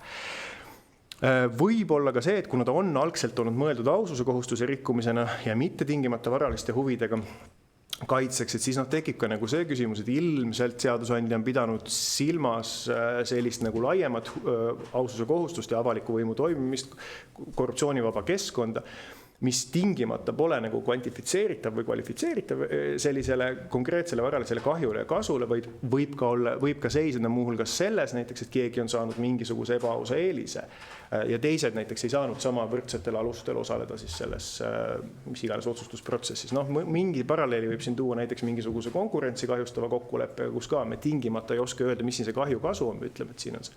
Et need on teile ja ma naudin lihtsalt seda, et olles kohustatud iga päev otsustama, siis täna mitte, et ma püüan lihtsalt tuua need probleemid selles mõttes lauale, et teil on mida kaaluda, mida mõelda. Probleem on, ta on lai, mingil moel ta kitsendada on mõistlik, selle kasu-kahjuga te muudate kindlasti selle koosseisu olemust natukene. On see hea, on see halb, seda me ette ei tea, aga jah, see salajane eelnõu, millest kõik räägivad, mis ei ole üldse salajane, see on, ma ka enne vaatasin, see on täitsa olemas eelnõude infosüsteemis, et ma sain vähemasti sellele täitsa tavakodanikuna ligi, kus on siis see mõjuvõimuga kauplemise koosseisu analoog sinna sisse toodud, et see kindlasti väärib ka kaalumist, tundub ka mõistlik suund ja võib-olla kaasamises, kui mina oleksin teie positsioonis, siis ma tean, Norman tõi ka, et on pikalt arutatud, ministeeriumis kippus ka olema nii, et eelnõud tehti 10 aastat, ega tekst sai ikka viimasel minutil kuidagi paika. Et see, et mingi asi on pikalt kestnud, ei tähenda, et tegelikult on see, jah, et ühesõnaga minu ettepanek on see, et kui selles mõttes aus kogemus. Minu ettepanek on lihtsalt see, teie loomulikult juhite seda protsessi, kui teil on mingi selline sõnastus, mis tundub jube mehka ja hea, et siis tegelikult ma ei näe, et oleks midagi halba selles, kui see saadetaks ka laiali kirjalikult nendele spetsialistidele, kes saavad võib-olla natuke mõelda, pommitada seda siit-sealt ja anda teile kasulikku tagasi. Praegu me oleme siin laua taga, räägime mingist eelnõust, mida keegi pole näinud ja siis tuleb kindlasti mingi eelnõu kuskilt võib-olla uuesti, mida me jälle pole näinud ja siis on nagu justkui kaasatud, aga nii. Et see on lihtsalt see, et mõtteid oleks veel, mõned head, mõned halvad, aga kuna 5 minutit on üle, siis... Ja, suur tänu. Toimingupiirangu rikkumine on mõnikord hoopis sotsiaalne sidusus. Sotsiaalne sidusus. Nüüd on niimoodi, ma sain vahepeal informatsiooni, et kuivõrd siia ruumi ei tule ühtegi koosolekut otsa, siis meil on natukene rohkem aega, kui me arvestasime. Ehk siis me ei pea muretsema, et keegi jääb ära kuulamata. Lähme kuulamistega edasi, meil on ekraanil samuti kohtunik härra Erki Hirsnik. Annan sõna teile, palun. Aitäh. Mitmed asjad tegelikult, millest mina tahtsin rääkida, on siin juba kõlanud, seetõttu ma võib-olla kõigest ei räägi, aga minu oma praktikast ilmselt ma ei tea muud koosseisu, kus oleks see menetluspraktika niivõrd kirev, et olen ma tühistanud maakohtu õigeks mõistvaid otsuseid, mõistnud süüdimõistvaid otsuseid, mõistnud õigeks, on Riigikohus mingisuguseid õigeks mõistvaid otsuseid mul tühistanud, mõistnud süüdi. süüdimõistvaid otsuseid tühistanud ja mõistnud õigeks. Riigikohus ei ole ise süüdi mõistnud, aga lõpuks on see päädinud süüdimõistmisega. Ühesõnaga, see õigusselgus on, ka minu praktika kinnitab seda, mida siin ka varem tänasel istungil on korduvalt mainitud, et see on probleem ja põhiseaduslikus mõttes siis see määratletuspõhimõte, et kas me saame nüüd ette prognoosida selle sätte kohaldamist ja see on probleem, jah. Ja just viitad ka sellele, et need abstraktsed õigusmõisted, mis tulevad sealt korruptsioonivastasest seadusest ja seetõttu minu meelest põhimõtteliselt need initsiatiivid väärivad kindlasti toetust, mis selle normiga seonduvat vastutusala kitsendavad. Ja see eelnõu, või nüüd on tegelikult neid eelnõusid on mitmeid, ega ma ei teagi, kas ma neid kõiki versioone näinud olen, aga ma ühesõnaga toetan selliseid seisukohti, pean neid õigeks ja võib-olla eeskätt ma toon välja siis paar konkreetset asja, seesama paragrahv 7 lõige 1 punkt 4 on siis just see seotud isik, et see tõesti on väga keeruline praegu prognoosida. Samas ka need ettepanekud, mis on tehtud, ega seal ma näen ka tegelikult probleeme, et kas nad nüüd muudavad seda õigusselgust olulisel määral paremaks, on küsitav.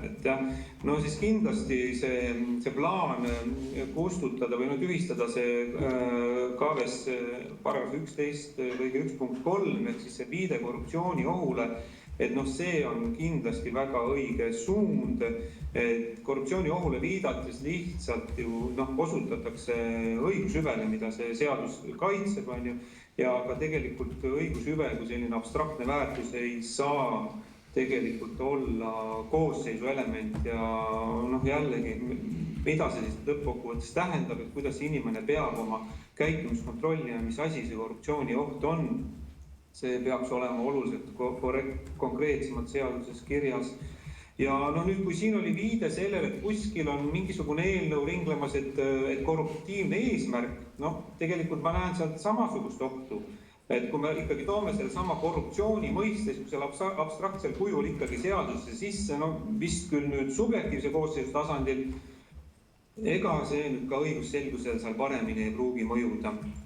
Nüüd selle suure ulatuse ja suur kahju, et sellega seoses tegelikult ma jagan seda skepsist, mis siin on ka mõningates sõnavõtus täna juba kõlanud, et see korruptsioonivastane säte ja viide varale iseenesest, et korruptsioon ei pea üldse olema varaga seotud, et ametiisikud võivad siis kuidagi ebaausalt või omakasuliselt käituda ka hoopis muudes huvides. Ükskõik mingid poliitilised huvid, õpikutest on ka mingisugused seksuaalhuvide näiteid, on võimalik konstrueerida. Ja igasugune huvi ju põhimõtteliselt erahuvi ja avaliku huvi arvelt edendamine on etteheidetav ja seetõttu ei ole väga loogiline, et seda vastutust üritatakse piirata kuidagi mingisuguste monetaarsete kaalutlustega. Ja see probleem ei ole ju selles mõttes uus, et tõesti see praegu on ka ju see suur ulatus olemas, see on seotud rahanumbriga ja see on tegelikult tekitanud väga palju ka mingites kaasustes küsimusi. Altkäemaksu puhul ju tegelikult ka viidatakse seal suurele ulatusele, aga siin oli tõesti õige viide juba sellele, et kui me räägime sellest, et keegi tekitab mingisuguse teoga varalist kahju, siis meil on olemas ju tegelikult varavastased süüteod. Et miks siis oleks meil vaja veel mingisugust täiendavat sätet sellele kahju tekitamisele reageerimiseks. Ja nüüd kolleeg Markus Kärneni näide, et seal võib-olla mingisugune suunamine, et see ei pruugi olla varavastane kuritegu.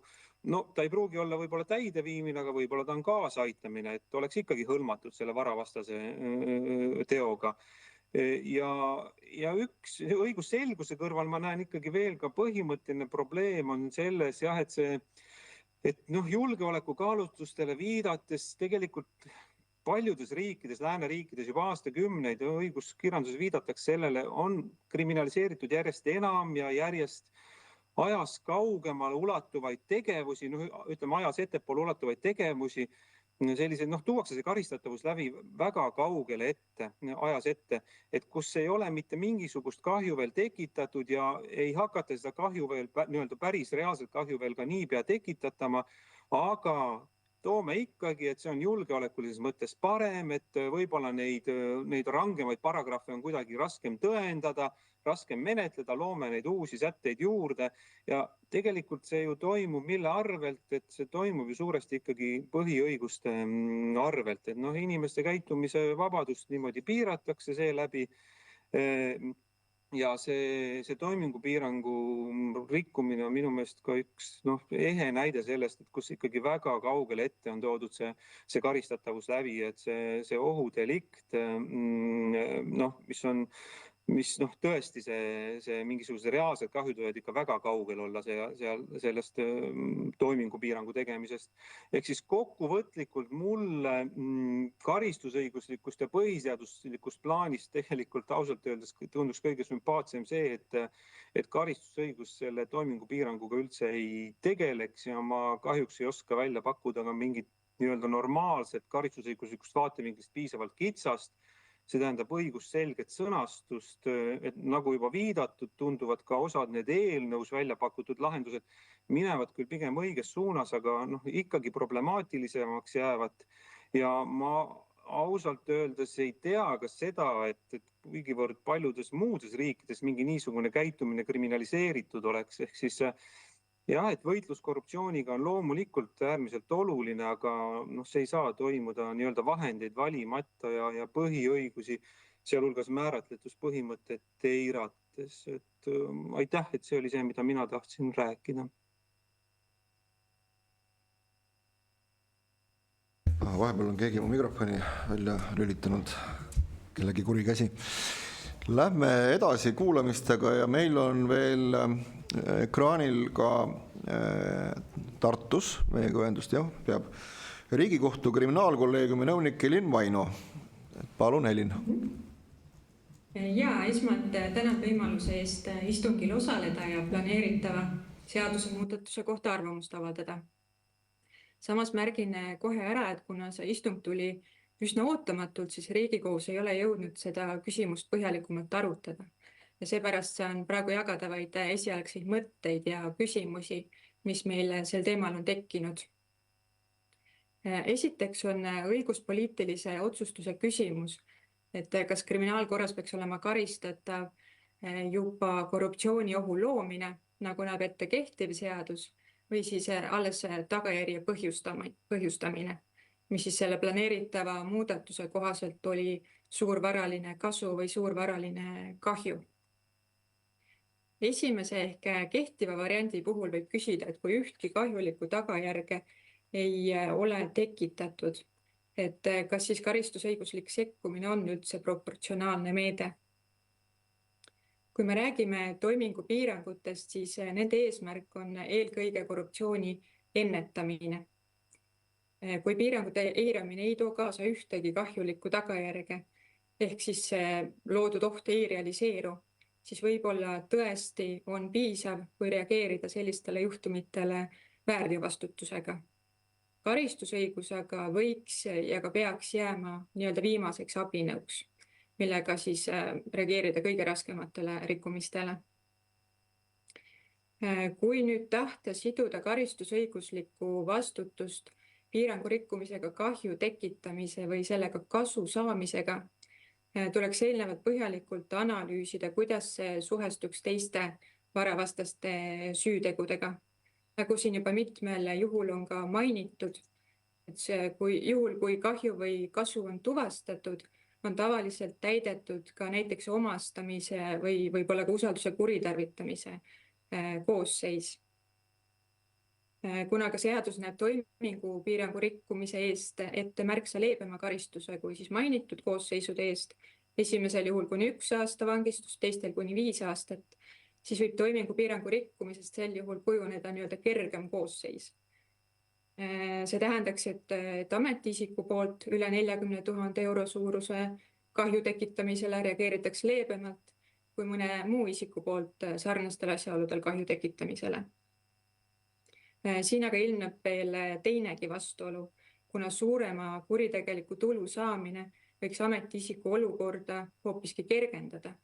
Pean silmas seda, et kui rikkumisega saadud kasu jääks alla 40 000 euro, tuleks tegu kvalifitseerida omastamisena, mille puhul, nagu öeldud, näeb seadus ette rangema karistuse. Et selline olukord või selline tulemus ei oleks kindlasti põhjendatud ega õiglane. Need on need küsimused, mis selle tagasi võetud muudatusettepanekuga seoses tegude kvalifitseerimisel tekivad ja mis tuleks enne seaduse muutmist kindlasti põhjalikult läbi mõelda. Probleeme võib aga ennustada ka seoses rikkumise ja kahju ja kasu vahelise põhjusliku seose tuvastamisega.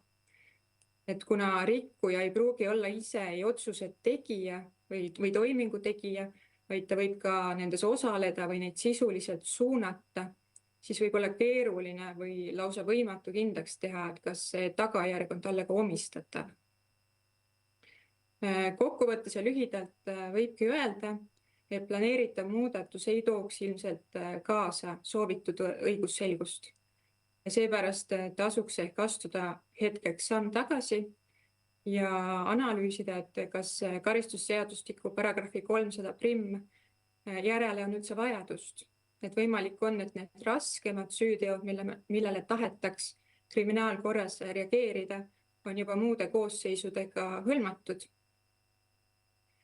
Ja kui analüüsi tulemusena siiski leida, et selle paragrahvi kehtetuks tunnistamisel tekiks karistatavaslünk, siis tulekski katsuda see säte sõnastada nii, et see hõlmaks mingeid konkreetseid elulisi olukordi, mis muude koosseisude alla ei paigutu. Minu poolt kõik. Aitäh!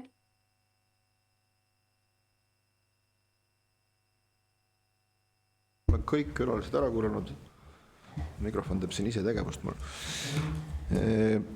Ja ma võtaksin selle tänase kohtumise kokku. Ja vabandust! Kätlin, Kris, andke andeks. Me oleme nii tihti kohtunud, et ma juba kuidagi harjusin teiega siin ruumis ära. Vabandan selle pärast ja Kätlin, Kris, Kruusmaa, kuulame teid ka, Justiits- ja Digiministeeriumi esindaja, palun.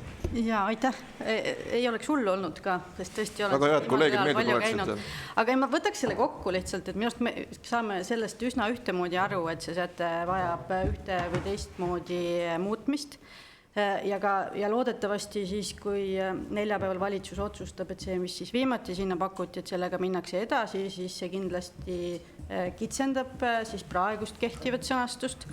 Küll aga, ja seda ma olen ka enne siinsamas komisjonis öelnud, siis tegelikult tuleks vaadata tervikuna üles revisjonis, kus saab vaadata nii karistusseadustiku sätteid kui ka siis KVS-i enda sätteid, sest me võime tõesti jõuda selle olukorrani, kus meil seda toimingupiirangu sätted sellisel kujul karsi siis ei ole vaja, kui me KVS-i muudame, aga see sõltub jah sellest, kuhu siis me revisjonis oma aruteludega jõuame, et VTK peaks aasta lõpus välja siis tulema meie poolt selle kohta.